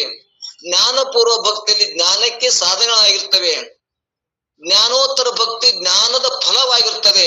ಈ ಜ್ಞಾನೋತ್ತರ ಭಕ್ತಿ ಯಾವುದು ಎಂದರೆ ಇದಕ್ಕೆ ನಿಶಿಗೊಂಡ್ರು ಕೂಡ ಲಕ್ಷಣ ಕೊಟ್ಟಿರ್ತಾರ. ಏನ್ ಹೇಳ್ತಾರ ಅಂದ್ರೆ ಇಲ್ಲಿ ನಮಗ 2 ತರ ಭಕ್ತಿ ಅಂದ್ರೆ ಜ್ಞಾನಗೋಸ್ಕರವಾಗಿ ನಾವ್ ಏನು ಭಕ್ತಿ ಮಾಡ್ತೇವಲ್ಲ ಅದು ಜ್ಞಾನೋತ್ತರ ಭಕ್ತಿ. ಜ್ಞಾನ ಆಗಿಂದು ಕೂಡ ನಾವೇನು ಭಕ್ತಿ ಮಾಡ್ತೇವಲ್ಲ ಆ ಭಕ್ತಿ ಫಲದ ಆನಂದವನ್ನು ಅನುಭವಿಸಕ್ ಆ ಭಕ್ತಿ ಮಾಡ್ತೇವಂತ. ಭಕ್ತಿ ಒಳಗೂ ಕೂಡ ಆನಂದ ಅದ, ಸುಖ ಅದ ಭಕ್ತಿ ಮಾಡೋದ್ರೊಳಗ ಅಂತೇಳಿ ಭಕ್ತಿ ಮಾಡೋ ಮುಂದೆ ಒಂದು ಸಾಧನೆ ಏನ್ ಮಾಡ್ತೇವಲ್ಲ ಆ ಸಾಧನೆ ಮಾಡಿದಂತ ಫಲವನ್ನ ಅನುಭವಿಸ್ತೇವಲ್ಲ ಅದು ಜ್ಞಾನ ಭಕ್ತಿ ಅನ್ನುವಂತ ಜ್ಞಾನ ಆಗಿಂದ ಮಾಡುವುದು ಭಕ್ತಿನೂ ಕೂಡ ಶ್ರೇಷ್ಠ ಅನ್ನುವಂತ ಹೇಳ್ಕೊತಾರ. ಆದ್ರೆ ಇಲ್ಲಿ ಜ್ಞಾನ ಆಗಿಂದ ಎದಕ್ ಬೇಕು ಭಕ್ತಿ ಅಂತೇಳಿ ಬಹಳ ಮಂದಿ ಹೇಳ್ತಾರ. ನಿಮ್ಗೆ ಜ್ಞಾನನೇ ಆಗ್ಯದಲ್ಲ ಮತ್ತೆ ಯಾಕೆ ನೀವು ಯಜ್ಞ ಯಾಗ ಪೂಜೆ ಪುನಸ್ಕಾರ ಲಿಂಗ ಪೂಜೆ ಯಾಕೆ ಮಾಡ್ತೀರಿ ಅಂತ ಹಿಂಗ್ ಹೇಳ್ತಾರ. ಜ್ಞಾನ ಆಗಿಂದನೂ ಕೂಡ ಬಿಡಬಾರ್ದು ಅನ್ನುವಂಥದ್ದನ್ನ ಇಲ್ಲಿ ಅದು ಆನಂದವನ್ನ ಅನುಭವಿಸುವಂತ ಭಕ್ತಿ ಇರ್ತದ. ಅದಕ್ಕೆ ಅದನ್ನ ಮಾಡ್ಲೇಬೇಕು ಅನ್ನುವಂಥದ್ದನ್ನ ಇಲ್ಲಿ ಹೇಳ್ಕೊತ ಬಂದರ. ಅದನ್ನೇ ಕೂಡ ಸರ್ವವೆಲ್ಲವನ್ನು ಚಿದಾತ್ಮ ಭಾವನೆಗಂಡು ಸರ್ವ ಸಮತ್ವದಿಂದಿರುವುದೇ ಭಕ್ತಿ ಎನ್ನುವಂಥದ್ದು ಇನ್ನೊಂದು ಲಕ್ಷಣ ಹೇಳ್ಯಾರ. ಹಂಗ ಅಂದರೆ ಸಕಲ ಜಡ ಚೇತನಾತ್ಮಕ ಪ್ರಪಂಚ ನಾಮರೂಪಗಳನ್ನು ಬಾಧಿಸಿ ಅಸ್ಥಿ ಭಾತಿ ಪ್ರಿಯ ನಾಮರೂಪ ಆತ್ಮಾನುಸಂಧಾನವನ್ನು ಮಾಡುವುದೇ ಭಕ್ತಿ ಎಂದು ಹೇಳಿದ್ದಾರೆ. ಇನ್ನು ಇದೇ ಅಭಿಪ್ರಾಯವನ್ನು ಭಗವಂತನು ಕೂಡ ಇನ್ನೊಂದು ಶ್ಲೋಕ ಮುಖಾಂತರ ಹೇಳ್ಕೊತ ಬಂದಾನ. ಇಲ್ಲಿ ಏನೇ ಅಂದ್ರ ನಮಗ್ ಸ್ಪಷ್ಟತೆ ಆಗ್ಬೇಕು. ಸಕಲ ಜಡ ಚೇತನಾತ್ಮಕ ಪ್ರಪಂಚದ ಹೆಂಗದ ನಾಮರೂಪಗಳಿಂದ ಕೂಡಿದ. ಇದ್ರೊಳಗ ಏನು ಅಸ್ಥಿ ಅಂದ್ರೆ ಅಸ್ಥಿ, ಭಾತಿ ಪ್ರಿಯ. ಅಸ್ಥಿ ಅಂದ್ರೆ ಯಾವಾಗಲೂ ಇರೋದು, ಭಾತಿ ನನಗ ಪ್ರಿಯವಾಗ್ಯದ. ಯಾವುದು ಈ ಶರೀರ ಅಲ್ಲಿ ಜ್ಞಾನ ನನಗ್ ಪ್ರಿಯ ಆಗ್ಯದ. ಇದು ಯಾಕ ಭಾತಿ ನಮ್ಗೆ ಯಾಕೆ ಬೇಕಾಗ್ಯದ ಅಂದ್ರೆ ಇದು ಪ್ರಿಯ ಅದ. ಇದಕ್ ಯಾಕ ಇದು ಪ್ರಿಯ ಆಗ್ಯದ ಅಂದ್ರೆ ಇದಕ್ಕೊಂದು ನಾಮ ರೂಪ ಅದ. ನಾಮ ಇದು ಒಂದು ರೂಪ, ಶರೀರ ಏನದಲ್ಲ ಇದು ರೂಪ, ಇದಕ್ಕೊಂದು ಹೆಸರ ನೋಡು ಶಂಕರಪ್ಪ, ಇದಕ್ಕೊಂದು ನಾಮ. ಅಸ್ಥಿ ಅಂದ್ರ ಸದ್ರೂಪ ಚಿದ್ರೂಪ ಆನಂದ ಸ್ವರೂಪ ನಾನು ಅದೀನಿ ಎನ್ನುವಂಥದ್ದನ್ನ ಈ ಭಕ್ತಿ ಸರ್ವವೆಲ್ಲವೂ ಚಿದಾತ್ಮ ಭಾವನೆಗಂಡು ಅಂದ್ರೆ ಎಲ್ಲದರೊಳಗೂ ಕೂಡ ನಾನದೀನಿ ಅಂದ್ರೆ ಸರ್ವ ಸಮತ್ವದಿಂದಿರುವುದೇ ಭಕ್ತಿ. ಅಂದ್ರೆ ಬಸವಣ್ಣರು ಕೂಡ ಇದನ್ನೇ ಮಾಡಿದ್ರು. ಎಲ್ಲದರೊಳಗೂ ಕೂಡ ಆ ಚೇತನವನ್ನೇ ಆ ಪರಮಾತ್ಮನನ್ನೇ ಕಂಡ್ರು. ಪಾಪಿಯಲ್ಲಿಯೂ ಪ್ರಾಣಿ ಪಕ್ಷಿಗಳಲ್ಲಿಯೂ ಎಲ್ಲದರಲ್ಲಿಯೂ ಕೂಡ ಪರಮಾತ್ಮನೇ ಕಂಡದ ಸಂಬಂಧ ಅವ್ರಿಗೆ ಏನಂದ್ರು ಸರ್ವ ಸಮತ್ವದಿಂದಿರುವುದೇ ಬಸವಣ್ಣವ್ರಿಗೆ ಭಕ್ತಿ ಅಂತ ಹೆಂಗ ಹೇಳ್ಕೊತ ಬಂದಾರ. ಭಕ್ತಿ ಭಾಂಡಾರಿ ಎಲ್ಲದರಲ್ಲೂ ಕೂಡ ಭಗವಂತನನ್ನ ಕಾಣುವುದೇ ಇದೇ ಭಕ್ತಿ ಎನ್ನುವಂಥದನ್ನ ಇಲ್ಲಿ ಹೇಳ್ಕೊತ ಬಂದಾರ. ಅದನ್ನೇ ಕೂಡ ಹೆಂಗ ಭಕ್ತಿ ಒಲಿತದ ಅನ್ನೋದಕ್ಕ ವಿದ್ಯಾ ವಿನಯ ಸಂಪನ್ನೆ ಬ್ರಾಹ್ಮಣೆ ಗವಿಹಸ್ತಿನಿ ಸುನಿ ಚೈವ ಸ್ವಪಾಕೀಚ ಪಂಡಿತ ಸಮದರ್ಶನ ಅಂತೇಳಿ ಭಗವದ್ಗೀತೆ ಹೇಳ್ಕೊತ ಬಂದಾರ. ಅಂದ್ರೆ ವಿದ್ಯಾ ವಿನಯದಿಂದ ಗುಣಗಳುಳ್ಳ ಬ್ರಾಹ್ಮಣನಲ್ಲಿಯೂ ಆಕಳನಲ್ಲಿಯೂ ದೊಡ್ಡದ ಆನೆಯಲ್ಲಿಯೂ ಪವಿತ್ರವಾದ ನಾಯಿಯಲ್ಲಿಯೂ ಮತ್ತು ಚಾಂಡಾಲನಲ್ಲಿಯೂ ಪಂಡಿತರು ಸಮಾನ ಬುದ್ಧಿಯುಳ್ಳವರಾಗಿರ್ತಾರೆ. ಅಂದರೆ ಎಲ್ಲದರಲ್ಲಿ ಅಸ್ಥಿ ಪರಮಾತ್ಮನೇ, ಭಾತಿ ಇವ ಏನಾಗ್ಯಾನ ಪ್ರಿಯ ಆಗ್ಯಾನ ಅಂದ್ರೆ ಬೇಕಾಗ್ಯಾನ, ಮತ್ತವ ಪ್ರಿಯ ಅದಾನ, ಒಂದು ಚೈತನ್ಯಕ್ಕೆ ಕಾರಣತಕ್ಕಂತವನಾಗಿರ್ತಾನೆ ಎಂದು ಇಲ್ಲಿ ಹೇಳ್ಕೊತ ಬಂದಾರ. ಅಂತ ಜ್ಞಾನೋತ್ತರ ಭಕ್ತಿಯನ್ನು ಯಾರು ಸಾಧಿಸ್ತಾರೋ ಅವರು ಅವಶ್ಯವಾಗಿ ಮುಕ್ತಿಯನ್ನು ಹೊಂತಾರ. ಹಿಂಗ ಯಾರು ಇಂತ ಭಕ್ತಿ ಮುಖಾಂತರ ಸಾಧನೆಯನ್ನ ಪರಮಾತ್ಮನ ಒಲಿಸ್ಕೋತಾರ ಅವ್ರಿಗೆ ಏನಾಗ್ತದಂದ್ರ ಅಂತಃಕರಣ ಶುದ್ಧಾಗಿ ಅವ್ರು ಮುಕ್ತಿಯನ್ನೇ ಹೊಂದುತ್ತಾರ ಅನ್ನುವಂಥದ್ದನ್ನ ಹೇಳ್ಕೊತ ಬಂದಾರ. ಅದಕ್ಕ ಎಲ್ಲದಕ್ಕಿಂತ ಭಕ್ತಿಗಿಂತ ಮತ್ತೊಂದು ಯಾವ್ದರ ಶ್ರೇಷ್ಠತೆ ಸಾಧನೆ ಅದಾವ ಅಂದ್ರ ಯಾವ ಸಾಧನೆ ಇಲ್ಲ, ಭಕ್ತಿವೇ ಶ್ರೇಷ್ಠ. ಭಕ್ತಿಲಿಂದ ಸುಲಭವಾಗಿ ಮುಕ್ತಿ ಆಗ್ತದ ಅನ್ನುವಂಥದ್ದನ್ನ ಇಲ್ಲಿ ಇಟ್ಕೊಂಡು ಹೇಳ್ಕೊತ ಬಂದಾರ. ಇನ್ನ ಗುರು ಶಂಭುಲಿಂಗದಿಂ ಪರದೈವ ಮುಂಟೆ ಪರಮಾತ್ಮನ ಕಿಂತ ಶಂಭುಲಿಂಗದಿಂ ಪರದೈವ ಇನ್ನೊಂದ್ ಯಾವ್ದಾರ ಅಂದ್ರ ಇಲ್ಲ ಅನ್ನುವಂಥದ್ದನ್ನ ಅವ್ರಿಗೆ ನಿಜಗುಣ ಸ್ಪಷ್ಟ ಹೇಳ್ಕೊತ ಬಂದಾರ. ಇಲ್ಲಿ ಶಂ ಅಂದರೆ ಸುಖವನ್ನು, ಭೂ ಎಂದರೆ ಉಂಟು ಮಾಡಿ ಕೊಡತಕ್ಕವನು ಯಾವನು ಅವನೇ ಶಂಭು. ಅಂದರೆ ಸುಖದ ಉತ್ಪತ್ತಿಗೆ ಕಾರಣನಾದಂತ ಮಾಯಾ ರಹಿತನಾದಂತ ಪರಮಾತ್ಮನು ಎಂದು ಇಲ್ಲಿ ಅರ್ಥ ಆಗ್ತದ ಅನ್ನುವಂಥದ್ದನ್ನ ಹೇಳಿ, ಇಲ್ಲಿ ಲಿಂಗ ಅಂದರೆ ಲಯ ಗಮನ ರಹಿತತ್ವ ಲಿಂಗ ಮುಚ್ಚತೆ. ಲಿಂಗ ಗಮನ ರಹಿತತ್ವ ಲಿಂಗ ಮುಚ್ಚತೆ. ಲಯ ಗಮನ ರಹಿತವಾದಂತದ್ದು ಅಂದರೆ ಉತ್ಪತ್ತಿ ನಾಶಾದಿಗಳಿಂದ ರಹಿತವಾದದ್ದು ಯಾವುದು ಅದೇ ಲಿಂಗವೆಂದು ಹೇಳ್ಸ್ಕೊತ ಬಂದಾರ. ಅಂದ್ರೆ ಇಲ್ಲಿ ಉತ್ಪತ್ತಿ ಮತ್ತು ನಾಶಗಳಿಂದ ರಹಿತವಾದದ್ದು, ಹುಟ್ಟದವನು ಅಲ್ಲ, ಅವಾಗ ನಾಶನೂ ಇಲ್ಲ, ಹಂತ ಯಾವುದು ಅದು ಲಿಂಗ ಅಂತ ಹೇಳ್ಕೊತ ಬಂದಾರ. ಇವತ್ತು ಹುಟ್ಟ್ಯದ ಈ ಪೃಥ್ವಿನೂ ಕೂಡ ತೋರ್ತದ, ಪೃಥ್ವಿನೂ ಕೂಡ ಹುಟ್ಟ್ಯದಂದ್ರೆ ಇದನ್ನು ಕೂಡ ಬದಲಾವಣೆ ಆಗ್ತದ, ಇದನ್ನು ಒಂದ್ ದಿವ್ಸ ಇರ್ಲಾರಂಗ ಆಗ್ತದ. ಆದ್ರೆ ಹುಟ್ಟಲಾರ್ದು ಯಾವ್ದಪ್ಪ ಅಂದ್ರ ಉತ್ಪತ್ತಿ ಆಗಲಾರ್ದು ಅಂದ್ರೆ ಆ ಶಂಭುಲಿಂಗನೇ ಆ ಪರಮಾತ್ಮ. ಮತ್ತ ಅವ್ನ ಉತ್ಪತ್ತಿನೇ ಇಲ್ಲ ಅಂದ್ರೆ ಅವ್ನ ನಾಶನೂ ಇಲ್ಲ ಅನ್ನುವಂಥದ್ದನ್ನ ಇಲ್ಲಿ ಹೇಳ್ಕೊತ ಹೊಂಟಾರ. ಅಂತ ಗುರು ಶಂಭುಲಿಂಗನನ್ನ ಒಲಿಸುವುದಕ್ಕಿಂತ ತಾನೇ ಅದಾನ ಅನ್ನುವಂಥದ್ದು ತಿಳಿದಕ್ಕಿಂತ ಮತ್ತೊಂದು ಪರದೈವ ಐತೇನೋ, ಮತ್ತೊಂದು ಯಾವ್ದರ ಅದನೋ ಅಂದ್ರ ಇಲ್ಲ ಅನ್ನುವಂಥದ್ದನ್ನ ಇಲ್ಲಿ ಅವರು ಹೇಳ್ಕೊತ ಬಂದಾರ. ಇಲ್ಲಿ ಶಂಭುಲಿಂಗನೊಂದಿಗೆ ಸುಖ ಉತ್ಪತ್ತಿಗೆ ಕಾರಣೀಭೂತನಾದಂತ ಮಾಯಾ ಮೊದಲಾದ ಆವರಣಗಳಿಂದ ರಹಿತನಾದಂತ ಮತ್ತು ಜನನ ಮರಣಾದಿಗಳಿಂದ ರಹಿತನಾದ ಪರಮಾತ್ಮನೆಂದು ಅರ್ಥವಾಗುತ್ತದೆ. ಗುರು ಅಂದರೆ ಮಾಯಾ ಆವರಣ ರಹಿತನಾದಂತ ಸಚ್ಚಿದಾನಂದ ಸ್ವರೂಪನು. ಆ ಕಾರಣದಿಂದ ಗುರು ಅಂದರೆ ಶಂಭುಲಿಂಗ. ಗುರು ಬ್ಯಾರಿ ಅಲ್ಲ, ಶಂಭುಲಿಂಗ ಪರಮಾತ್ಮನ ಬ್ಯಾರಿ ಅಲ್ಲ. ಗುರು ಬ್ರಹ್ಮ, ಗುರು ವಿಷ್ಣು, ಗುರುದೇವ ಮಹೇಶ್ವರ. ಆ ಮಹೇಶ್ವರ ಅಂದ್ರ ಆ ಪರಮಾತ್ಮನೇ ಗುರು ಅದಾನ ಅನ್ನುವಂಥದ್ದನ್ನು ಹಿಂದ ಗುರುವಿಗೆ ಲಕ್ಷಣ ಹೇಳ್ಕೊತ ಬಂದಾರ. ಶಂಭುಲಿಂಗವೆಂದರೆ ಗುರು. ಯಾಕಂದರೆ ಶಬ್ದಗಳ ಬಗ್ಗೆ ಬೇರೆ ಬೇರೆ ಆಗಿದ್ದರೂ ವಿಭಕ್ತಿಗಳ ಸಮಾನವಿದ್ದು ಒಂದೇ ವಸ್ತುವನ್ನು ಬೋಧಿಸುವುದರಿಂದ ಗುರು ಮತ್ತು ಶಂಭುಲಿಂಗ ಎರಡೂ ಶಬ್ದಗಳಲ್ಲಿ ಸಮಾನಾದಿ ಕಾರಣ್ಯ ಸಂಬಂಧ ಉಂಟು. ಆ ಕಾರಣದಿಂದ ನಿಜಗುಣರು ಗುರು ಶಂಭುಲಿಂಗಗಿಂತಲೂ ಶ್ರೇಷ್ಠವಾದ ದೇವತೆಗಳಲ್ಲಿ ಮತ್ತೊಂದು ಯಾರು ಇಲ್ಲ ಅನ್ನುವಂಥದ್ದನ್ನ ಅಲ್ಲಿ ಸ್ಪಷ್ಟ ಹೇಳ್ಕೊತ ಬಂದರ. ಕೆಲವರು ದೇವರೇ ಇಲ್ಲವೆಂದು ಹೇಳುತ್ತಾರೆ. ಇದು ಒಂದಿಷ್ಟು ಕೇಳ್ಬೇಕು, ಇದು ಬಹಳ ಚಂದ ಅದ. ಅಂದ್ರ ಒಬ್ಬೊಬ್ರು ಮತವಾದಿಗಳು ಹೆಂಗ ತಿಳ್ಕೊಂಡಾರ, ಯಾವ್ದಕ್ಕ ಪರಮಾತ್ಮ ಅಂತಾರ, ಯಾವ್ದಕ್ಕೆ ಶಂಭುಲಿಂಗ ಅಂದ್ರೆ ಏನು ಅನ್ನುವಂಥದ್ದನ್ನ ಜ್ಞಾನ ಇಲ್ಲಾರ್ದವ್ರು ಏನೇನೋ ತಿಳ್ಕೊಂಡಾರ. ಹಂಗ ನಾವು ಯಾವ ಸಾಲಿನಾಗದೇವಿ ಅನ್ನುವಂಥದ್ದನ್ನ ನಾವೇ ವಿಚಾರ ಮಾಡಕ್ ಚೆಕ್ ಮಾಡ್ಕೊಳಕ ಇದೊಂದು ಕೈಗನ್ನಡಿ. ಇದಿಲ್ಲಿ ನಮ್ಗೆ ತಿಳಿತದ. ಕೆಲವರು ದೇವರೇ ಇಲ್ಲಂದ್ ಹೇಳ್ತಾರ, ಅವರು ಅದಾರ, ನಮ್ ಸುತ್ತಮುತ್ತನೇ ಅದಾರ. ಅವ್ರು ಯಾರಂದರೆ ಪ್ರಕೃತಿವಾದಿಗಳು, ಪೂರ್ವ ಮೀಮಾಂಸಕರು, ಸ್ವಭಾವವಾದಿಗಳು, ಶೂನ್ಯವಾದಿಗಳು. ಇನ್ನ ಪ್ರಕೃತಿವಾದಿಗಳು ಸರ್ವಕ್ಕೂ ನಮ್ಮ ಪ್ರಕೃತಿಯೇ ಕಾರಣ, ಪ್ರಕೃತಿ ಇಲ್ಲದಿದ್ದರೆ ಜಗತ್ತು ಉತ್ಪತ್ತಿನೇ ಆಗುದಿಲ್ಲ.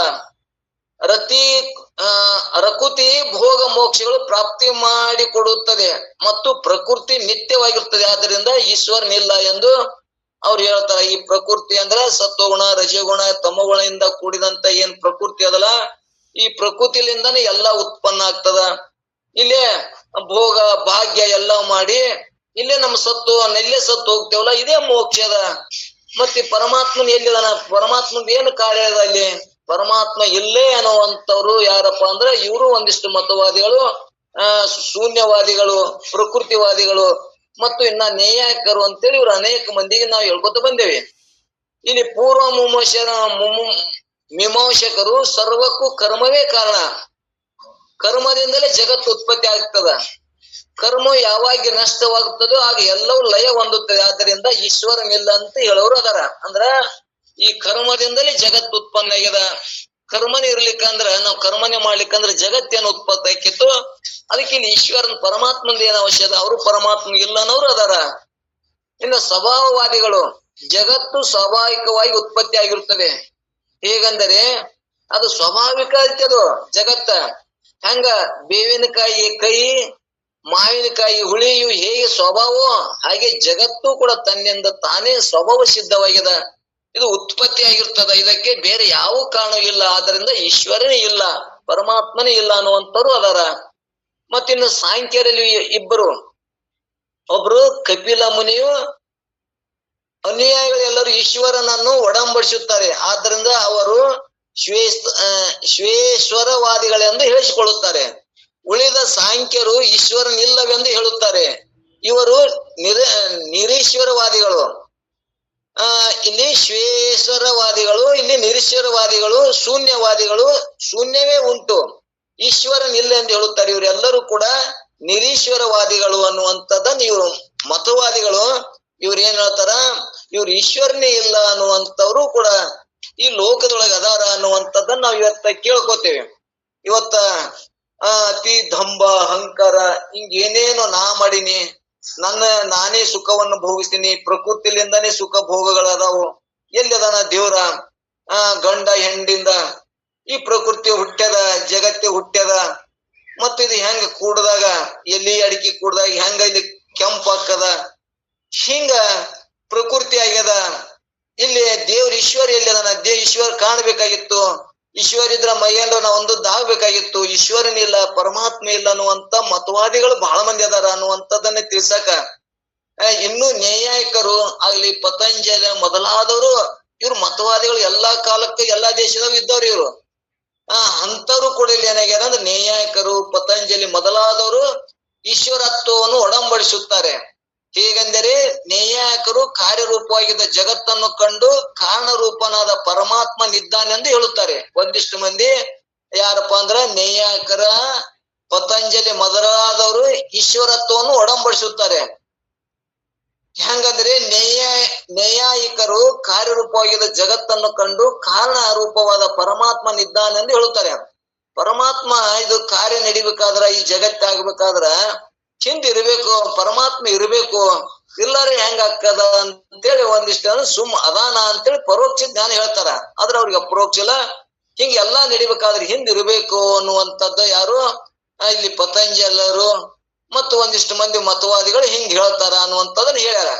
ಮತ್ತು ಅವನ ಇಚ್ಛಾ ಜ್ಞಾನ ಕೃತಿ ಸತ್ಯವೆಂದು, ಜೀವನ ಜ್ಞಾನ ಇಚ್ಛಾ ಕೃತಿ ಎಂದು ಮಿಥ್ಯೆ ಎಂದು ಒಡಂಬಡಿಸುತ್ತಾರೆ. ಒಂದಿಷ್ಟು ಮಂದಿ ಒಪ್ಪುವುದಿಲ್ಲ.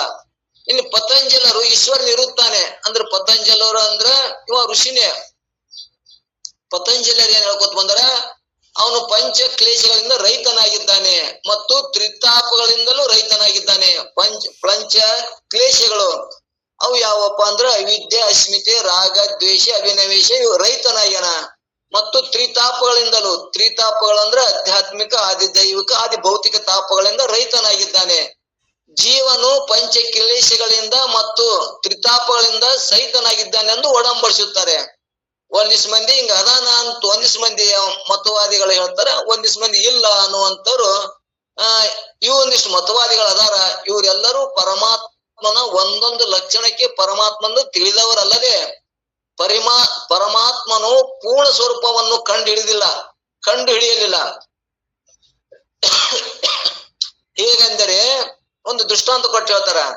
10 ಮಂದಿ ಕೂಡರು ಒಂದು ಆನೆಯನ್ನು ಮುಟ್ಟಿ ಒಂದೊಂದು ಅವಯಕ್ಕೆ ಒಂದೊಂದನ್ನ ಅವ್ರು ಹೇಳಿದ್ರು. ಆನೆ ಪರಮಾತ್ಮ ಆನೆಗೆ ಹೆಂಗ್ ಹೇಳಿದ್ರು, ಆನೆ ಹೆಂಗದ ಅಂದ್ರ ಒಬ್ಬ ಕಾಲವನ್ನು ಮುಟ್ಟಿ ಕಂಬದಂಗದ. ಒಬ್ಬ ಪರಮಾತ್ಮ ಹೆಂಗದನಂದ್ರ, ಆನೆ ಹೆಂಗದಂದ್ರ ಕಿವಿಯನ್ನು ಮುಟ್ಟಿ ಮರದಂಗ ಆನೆ ಅದ ಅಂತ ಒಂದೊಂದು ಅವಯನ ಮುಟ್ಟಿ ಒಂದೊಂದು ಅವ್ರು ಯಾರಪ್ಪ ಅಂದ್ರ ಹೊಸು ಮಂದಿ ಕೂಡ್ರೆ. ಈಗ 10 ಮಂದಿ ಕೂಡ್ರು ಒಂದು ಆನೆಗೆ ಹೆಂಗ 10 ಹೆಸರುಗಳನ್ನ ಬಂದು, ಹಂಗ ಇಲ್ಲಿ 10 ಮಂದಿ ಇವ್ರು ಅಜ್ಞಾನಿಗಳೇ.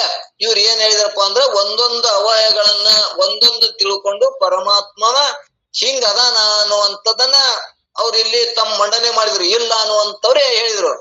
ಅದರಂತೆ ಇನ್ನು ಕೆಲವರು ಬ್ರಹ್ಮದೇವನು ಸೃಷ್ಟಿ ಉತ್ಪತ್ತಿ ಮಾಡುತ್ತಾನೆ, ಆದ್ರಿಂದ ಅವನೇ ದೊಡ್ಡವನೆಂದು ಹೇಳುತ್ತಾರೆ.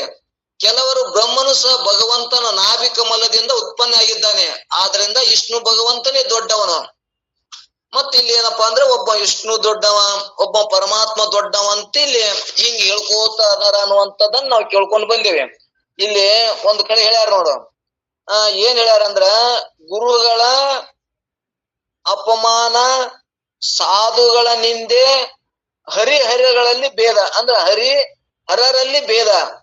ಇವು ಏನದಾವಲ್ಲ, ಗುರುಗಳ ಯಾರ ಅಪಮಾನ ಮಾಡ್ತಾರ, ಸಾಧುಗಳ ನಿಂದೆ ಮಾಡ್ತಾರ, ಹರಿಹರಗಳಲ್ಲಿ ಭೇದ ಮಾಡ್ತಾರ, ವೇದಗಳಲ್ಲಿ ಸಾಸಾರ, ಹರಿನಾಮದ ಆಧಾರದಿಂದ ಪಾಪ ಮಾಡುವುದು ಮತ್ತು ಹರಿನಾಮದ ಮಹತ್ವವನ್ನು ಸುಮ್ಮನೆ ಬಳಸಿ ಹೇಳುವುದೆಂದು ಬಗೆಯುವುದು, ನಾಮ ವಿಷಯದಲ್ಲಿ ಕುಚ್ಚಿಷ್ಟೇ, ಜಡ ಹಾಗೂ ನಾಸ್ತಿಕರಲ್ಲಿ ನಾಮೋಪದೇಶ ಮಾಡುವುದು, ನಾಮದ ಮರವು ಮತ್ತು ನಾಮದ ಅನಾಧಾರವು ಎಂಬ 10 ಇವು ಘೋರ ಪಾಪಗಳಂತ ಹೇಳ್ಕೊತ ಬಂದಾರ. ಇವು ಯಾವ ಘೋರ ಪಾಪಗಳು ಅಂದ್ರೆ, ಕೆಟ್ಟ ದೊಡ್ಡ ಪಾಪಗಳು ಯಾವಂದ್ರ ಹರನಲ್ಲಿ ಭೇದ. ಪರಮಾತ್ಮ ಒಬ್ಬನೇ ಅಂತೇಳಿ ಯಾವ ನಿಶ್ಚಯ ಮಾಡ್ಕೊಂಡಾರ, ಒಬ್ಬೊಬ್ರು ಹರಿನೇ ಹೆಚ್ಚ, ಒಬ್ಬ ಹರಾನೇ ಹೆಚ್ಚ ಅಂತೇಳಿ ಇವತ್ತು ಹಿಂದಿನ ಕಾಲದಾಗ ಅದನ್ನ ಕೇಳ್ಕೊಂಡ್ ಬಂದೇವಿ. ಹಿರಣ್ಯ ಕಶ್ಯಪನ ಕತ್ತಿ, ಭಕ್ತ ಪ್ರಹ್ಲಾದನು ಕೂಡ ಹರಿನೇ ಹೆಚ್ಚ ಹರಾನೇ ಹೆಚ್ಚ ಅನ್ನುವಂಥದ್ದನ್ನ ಅಲ್ಲಿ ಭೇದ ಮಾಡಿದವ್ರು ಏನಾದ್ರು ನಾಶ ಆದ್ರು ಅನ್ನುವಂಥದ್ದನ್ನ ಕೇಳ್ಕೊಂಡ್ ಬಂದೇವಲ್ಲ. ಇಲ್ಲಿ ಕೂಡ ಇವು ಇವ್ ಹಿಂಗ ನಿಂದ ಮಾಡ್ತಿದ್ರ, ನಾಮಸ್ಮರಣೆ ಸುಮ್ನೆ ಮಾಡ್ತಾರ. ಇವ್ರು ಏನಾಗಿದಪ್ಪ ದಿನ ನಾಮಸ್ಮರಣೆ ಮಾಡ್ಯಾರ, ಹಿಂಗ ಯಾರ ಹಿಂಗ ಹತ್ತಿದ್ರ ಅಂದ್ರ ಅವ್ರನ್ನು ಘೋರ ಪಾಪ ಮಾಡ್ದಂಗತ್ತ. ಮತ್ತ ಅದ್ರ ಬಗ್ಗೆ ಕುಚ್ಚಿಷ್ಟೆ ಮಾಡುದು, ಅದ್ರ ಬಗ್ಗೆ ಟಿಂಗಲ್ ಮಾಡುದು, ಇವ್ರ ನಕಲಿ ಮಾಡೋರು ನಾವು ನೋಡ್ತೇವೆ. ಹಿಂಗ ಮಾಡುದ್ರಲಿಂದ ಘೋರ ಪಾಪ ಆಗ್ತದ ಅನ್ನುವಂಥದ್ದನ್ನ ಹೇಳ್ಯಾರ. ಅದಕ್ಕೆ ನಾವಿಲ್ಲಿ ಏನ್ ತಿಳ್ಕೊಬೇಕಾಗ್ಯದಂದ್ರ, ಹರ ಬ್ಯಾರೆ ಅಲ್ಲ, ಹರಿ ಬ್ಯಾರೆ ಅಲ್ಲ, ಪರಮಾತ್ಮ ಒಬ್ಬನೇ ಅನ್ನುವಂತ ಜ್ಞಾನ ಆಯ್ತು ಅಂದ್ರ ಅವಂಗ ಪಾಪ ಇಲ್ಲ. ಒಂದ್ ವೇಳೆ ಅವ ಬ್ಯಾರೆ ಇವ ಬ್ಯಾರೆ ಆಯ್ತಿಂದ್ರ ಘೋರ ಪಾಪ ಆಗ್ತದ ಅನ್ನುವಂಥದ್ದನ್ನ ಇಲ್ಲಿ ಹೇಳುವಂತ ಉದ್ದೇಶದ. ಇಲ್ಲಿ ಒಟ್ಟಾರೆ ಅವನು ಪರಮಾತ್ಮನೆಂದು ಹೇಳುತ್ತಾರೆ. ಇನ್ನು ಕೆಲವರು ವಿಷ್ಣು ಭಗವಂತನು ಕೂಡ ಜಗತ್ತನ್ನು ಪಾಲನ ಮಾಡಲು ಸಮರ್ಥನಾಗದೆ ಜಗತ್ತಿನ ರಕ್ಷಣೆಗಾಗಿ ಸುದರ್ಶನ ಚಕ್ರವನ್ನು ಪಡೆಯುವುದಕ್ಕಾಗಿ ಶಂಕರನನ್ನು ಕುರಿತು ತಪಸ್ಸು ಮಾಡಿದ್ದಾನೆ. ಆದ್ದರಿಂದ ಕೈಲಾಸಪತಿಯಾದ ಶಂಕರನೇ ದೊಡ್ಡವನೆಂದು ಹೇಳುತ್ತಾರೆ. ಕೆಲವರು ಶಂಕರನು ಕೂಡ ತ್ರಿಪುರ ಸಂಹಾರ ಮಾಡುವುದರಲ್ಲಿ ಸಮರ್ಥನಾಗದೆ ತಿರುಗಿ ಬಂದನು. ಆಗ ಒಬ್ಬರು, ನೀನು ವಿಘ್ನೇಶ್ವರನಾದ ಗಣಪತಿಯನ್ನು ಪೂಜಿಸಿ ಅವರ ಅನುಗ್ರಹವನ್ನು ಪಡೆದಲ್ಲಿ ಆದ್ದರಿಂದ ನೀನು ತ್ರಿಪುರವನ್ನು ಸಂಹಾರ ಮಾಡಲಿಕ್ಕೆ ಸಮರ್ಥನಾಗುತ್ತಿ ಅಂತ ಹೇಳ್ತಾನ. ಆಗ ಶಂಕರನು ಗಣಪತಿಯನ್ನು ಪೂಜಿಸಿ ಪುನಃ ಹೋಗುತ್ತಿರಲು ತ್ರಿಪುರವನ್ನು ಸಂಹಾರ ಮಾಡಿದನು ಅನ್ನುವಂಥದ್ದನ್ನು ನಾವು ಇಲ್ಲಿ ಆದ್ದರಿಂದ ಗಣಪತಿನೇ ದೊಡ್ಡವನಂದು ಹೇಳ್ತಾರ. ಇನ್ನು ಕೆಲವರು ಗಣಪತಿಯು ಸಹ ನಮ್ಮ ಶಕ್ತಿಯಿಂದ ಉತ್ಪನ್ನ ಆಗಿದ್ದಾನೆ. ಶಕ್ತಿ ಇದ್ದರೆ ಎಲ್ಲಾ ಕಾರ್ಯ ನಡೀತದೆ, ಶಕ್ತಿ ಇಲ್ಲದಿದ್ದರೆ ಯಾವ ಕಾರ್ಯವೂ ಆಗುದಿಲ್ಲ. ಆದ್ರಿಂದ ಶಕ್ತಿಯೇ ಪರಮಾತ್ಮ ಅಂತ ಹೇಳವರದಾರ. ಇನ್ನು ಸೂರ್ಯ ಉಪಾಸಕರು, ಸೂರ್ಯನು ಜಗತ್ತಿನೆಲ್ಲ ಪ್ರಕಾಶ ಮಾಡುತ್ತಾನೆ ಎಂದು ಜಗತ್ತಿನ ಕಾರ್ಯಗಳು ನಡೀತವೆ. ಸೂರ್ಯನು ಪ್ರಕಾಶ ಮಾಡದಿದ್ದರೆ ಯಾವ ಕಾರ್ಯಗಳು ನಡೆಯುವುದಿಲ್ಲ. ಆದ್ರಿಂದ ನಮ್ಮ ಸೂರ್ಯನೇ ದೊಡ್ಡವನು, ಅವನೇ ಪರಮಾತ್ಮನೆಂದು ಹೇಳ್ತಾರ. ಇನ್ನೂ ಕೆಲವರು ಅರಳಿ ಗಿಡ, ಪತ್ರಿ ಗಿಡ ದೇವರೆಂದು ಪೂಜಿಸ್ತಾರ. ಇನ್ನು ಕೆಲವರು ಹುತ್ತ, ಹಾವ ದೇವರೆಂದು ಪೂಜಿಸ್ತಾರ. ಇಷ್ಟೆಲ್ಲ ಒಬ್ಬೊಬ್ರು ಗುದ್ದಲಿ, ಸಲಿಕಿಸ ದೇವರಿರ್ತಾನೆ, ದೇವರಾಗಿರುತ್ತವೆ. ಇವು ಎಲ್ಲರಲ್ಲಿ ಪರಮಾತ್ಮನಿದ್ದು ನಿಜವು. ಯಾಕಂದ್ರೆ ಪರಮಾತ್ಮನು ಪರಿಚಿನ್ನನಲ್ಲ. ಪರಮಾತ್ಮ ಹೆಂಗದನ? ಪರಿಚಿನ್ನ, ಅದ್ರಾಗಿಲ್ಲ ಇದ್ರಾಗಿತ್ತು ಅದಾನನು ಅಂದ್ರಿಲ್ಲ, ಪರಿಪೂರ್ಣ ಅದನ. ಒಬ್ಬೊಬ್ರು ಒಂದೊಂದರ ಪೂಜೆ ಮಾಡ್ತಾರಲ್ಲ, ಆದ್ರೆ ಪರಮಾತ್ಮ ಹಂಗ ಅದಾನನು ಅಂದ್ರೆ ಇಲ್ಲ. ಅವ ಎಲ್ಲದ್ರೊಳಗೂ ಪರಿಪೂರ್ಣ ಅದಾನ.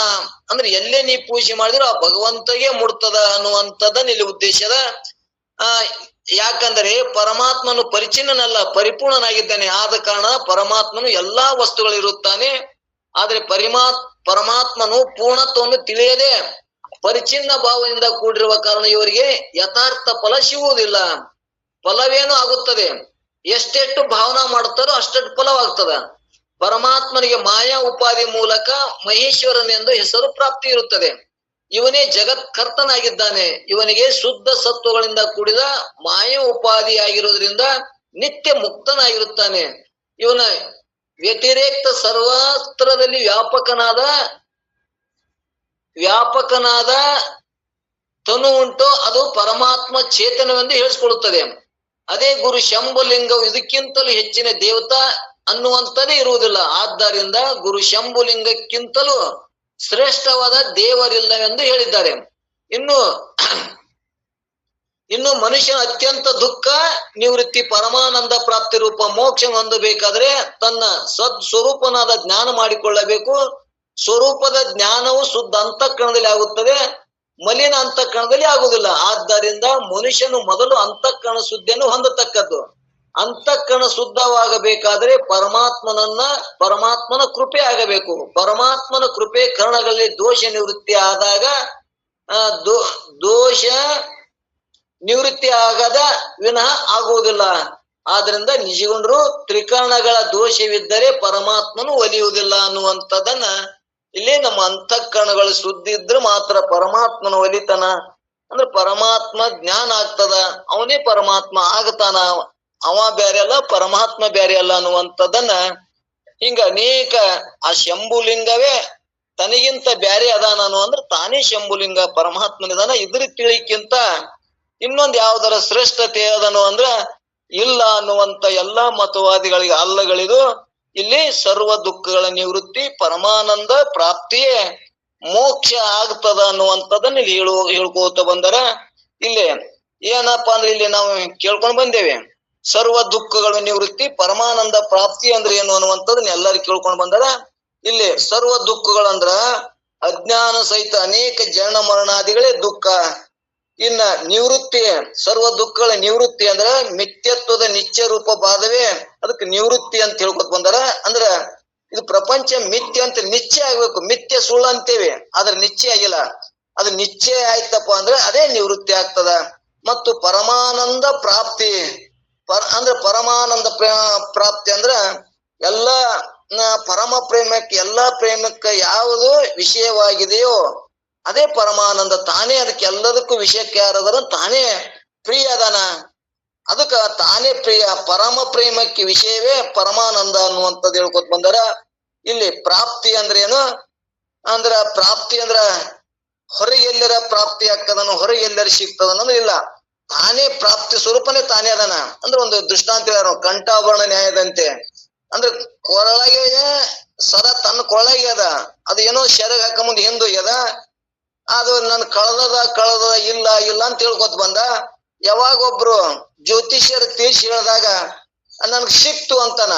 ಸಿಕ್ತು ಅಂದ್ರ ಅವ ಎಲ್ಲರ ತಂದು ಕೊಟ್ಟಿಲ್ಲ, ತಾನೇ ತನ್ನ ಸ್ವರೂಪ ತಾನೇ ಅದಾನ, ಮರುವಾಗ್ಯದ. ಎಲ್ಲರ ಪ್ರಾಪ್ತಿ ಆಯ್ತು ಅಂದ್ರೆ ಆಗ್ಲಿಲ್ಲ, ತಾನು ಮರುವಾಗಿತ್ತು, ತನಗ ಅರುವಾದ್ರೆ ನನಗ ಪ್ರಾಪ್ತಿ ಆಯ್ತು, ಸಿಕ್ತು ಅಂತಾನ. ಅಂದ್ರೆ ಹೊರಗೆ ಎಲ್ಲಿ ಇಲ್ಲ, ತಾನೇ ತನ್ನ ಸ್ವರೂಪ ಮರು ಹೋಳಾಯ್ತು ಅನ್ನುವಂಥದ್ದನ್ನ ಇಲ್ಲಿ ಹೇಳೋರು ಅದಾರ. ಇನ್ನೊಂದು ಪ್ರಾಪ್ತಿ ಅಂದ್ರೆ ಏನು ಅಂದ್ರ ಮೋಕ್ಷ ಅಂದ್ರೆ ಏನು ಅನ್ನುವಂಥದ್ದನ್ನ ಇಲ್ಲಿ ಮೋಕ್ಷಕ್ಕೂ ಕೂಡ ಹೇಳ್ಕೊತ ಬಂದಾರ. ಏನ್ ಮೋಕ್ಷ ಅಂದ್ರ ಇಲ್ಲಿ ಪ್ರಾಪ್ತಿ ಅಂದ್ರ ಪರಮಾನಂದ ಪ್ರಾಪ್ತಿ. ಪರಮ ಅಂದ್ರೆ ಶ್ರೇಷ್ಠವಾದ ಜ್ಞಾನ, ತನ್ನ ಸ್ವರೂಪ ಜ್ಞಾನ ಪ್ರಾಪ್ತಿ ಆಗ್ತದ ಅನ್ನುವಂಥದ್ದನ್ನ ಇಲ್ಲಿ ಸರ್ವ ದುಃಖಗಳ ನಿವೃತ್ತಿ ಪರಮಾನಂದ ಪ್ರಾಪ್ತಿ ಅನ್ನುವಂಥದ್ದನ್ನ ಈ ಕೈವಲ್ಯ ಪದ್ಧತಿ ಒಳಗೆ ಹೇಳ್ಕೋತ ಬಂದರ. ಇದು ನೀತಿ ಕ್ರಿಯಾ ಸ್ಥಳವನ್ನ ನೀತಿ ಉಳ್ಳವರಾದ್ರ ಅಂದ್ರೆ ಇಲ್ಲಿ ಅಂತಃಕರಣ ಶುದ್ಧ ಮಾಡ್ಕೊಂಡೇವ ಅಂದ್ರ ಪರಮಾತ್ಮನ ದರ್ಶನ ಆಗ್ತದ. ಅದಕ್ಕೆ ಯಾರ್ಯಾರು ಒಂದೊಂದಕ್ಕೆ ಶ್ರೇಷ್ಠ ಅಂದ್ರ ಇವು 22 ಸೂತ್ರಗಳನ್ನ ತಿಳಿತು ಅಂದ್ರ ಯಾವ ಶ್ರೇಷ್ಠ ಅಲ್ಲ. ಈ ನಿಜಗೊಂಡು ಏನ್ ಹೇಳ್ಕೊತ ಬಂದ್ರಲ್ಲ ಅವೇ ಶ್ರೇಷ್ಠ ಅಂತೇಳಿ ನಾವು ಎಲ್ಲರೂ ಅನುಕರಣೆ ಮಾಡ್ದೇವ ಅಂದ್ರ ನಮ್ಮ ಮನುಷ್ಯ ಜನ್ಮದ ಸಫಲತೆನೂ ಅದ, ಅದ್ರ ಜೊತೆ ಮೋಕ್ಷನೂ ಅದ, ಅದ್ರ ಜೊತೆ ನಮ್ಮ ಬದುಕುನು ಸುಂದರ ಆಗ್ತದ ಅನ್ನುವಂಥದ್ದನ್ನ ತಿಳ್ಸಕ ಇವತ್ತಿನ ಕೈವಲ್ಯ ಇದು ಒಂದೇ ಪದ್ಯ 22 ನುಡಿಗಳನ್ನ ಒಳಗೊಂಡಂತ 22 ಚರಣಗಳನ್ನ ಒಳಗೊಂಡಂತ ಈ ಪದ್ಯ ಇವತ್ತ ಮುಗೀತು ಅನ್ನುವಂಥದ್ದನ್ನ ಹೇಳಿ, ಮತ್ತ ನಾಳೆಗೆ ಕರ್ಣತ್ರಯ ದೋಷಗಳನ್ನ ಹೆಂಗ 3 ಕರ್ಣತ್ರಯದೊಳದಿಂದ ಪಾಪ ಪುಣ್ಯ ಆಗ್ತದ ಅವನ್ನ ಹೆಂಗ್ ಸರಿಪಡಿಸ್ಕೋಬೇಕು ಅನ್ನುವಂಥದ್ದು, ಹಿಂಗ್ ದೋಷ ಇಟ್ಕೊಂಡ್ರ ಪರಮಾತ್ಮ ಒಲಿ ಅಂದ್ರೆ ಎಂತ ಒಲಿತಾನ ಅನ್ನುವಂಥದ್ದನ್ನ ಮತ್ತ ನಾಳೆಗೆ 4-5 ಸತ್ಸಂಗ ನಡೆಯುದಿಲ್ಲ. ಸ್ವಲ್ಪ ಎಲ್ಲರೂ ಮೈಸೂರು ನಮ್ಮ ಗ್ರೂಪ್ನ ಬಹಳ ಮಂದಿ ಮೈಸೂರು ಹೊಂಟಾರ ಅಂತ, ಅಲ್ಲಿ ಯಾವ ಅನುಕೂಲ ಆಗ್ತದೋ ಅನಾನುಕೂಲ ಆಗ್ತದ ಅಲ್ಲಿ ನಾಳೆಗೆ ಆಗುದಿಲ್ಲ. ಇವತ್ತೇ ಬಹಳ ಮಂದಿ ಮೈಸೂರು ಹೊಂಟಾರ, ಇವತ್ತೇ ಬಂದ್ ಮಾಡ್ರಿ ಅನ್ನುವಂಥದ್ದನ್ನ ಬಹಳ ಮಂದಿ ತಿಳಿಸ್ಯಾರ. ಅದಕ್ಕೆ ನಾಳೆಗೆ ಸತ್ಸಂಗ 4-5 ನಿಮಿಷ ಇರುವುದಿಲ್ಲ ಅನ್ನುವಂಥದ್ದನ್ನ ತಮ್ಮೆಲ್ಲರಲ್ಲಿ ತಿಳಿಸಿ, ಮತ್ತ 25ನೇ ತಾರೀಕಿಗೆ ಮುಗಿತದ. ನಾವು 26-27 ಬಂದ್ರ ಮತ್ತ ಜರ ಫೋನ್ ಹಚ್ಚಿ ಅಲ್ಲಿ ಒಬ್ರಿಗೊಬ್ರು ಮತ್ತ 27ನೇ ತಾರೀಕಿಗೆ ಚಲೋ ಮಾಡೋಣ ಅನ್ನುವಂಥದ್ದನ್ನ ಸೂಚನೆ ಮುಖಾಂತರ ತಿಳಿಸಿ ಇವತ್ತು ಸಮಯ ಆಗ್ಯದ. ನನ್ನೊಂದೆರಡು ಮಾತುಗಳನ್ನ ಸದ್ಗುರು ಸಿದ್ಧಾರ್ಥ ಪದ ಕಲ್ಪಿಸಿ ಮುಕ್ತಾಯ ಮಾಡ್ತಂದ್ರೆ ಈ ಕಾರ್ಯಕ್ರಮದಲ್ಲಿ ಭಾಗಿಯಾದಂತ ತಮ್ಮೆಲ್ಲರಿಗೂ ಕೂಡ ಶರಣು ಶರಣಾರ್ಥಿಯನ್ನು ಸಲ್ಲಿಸಿ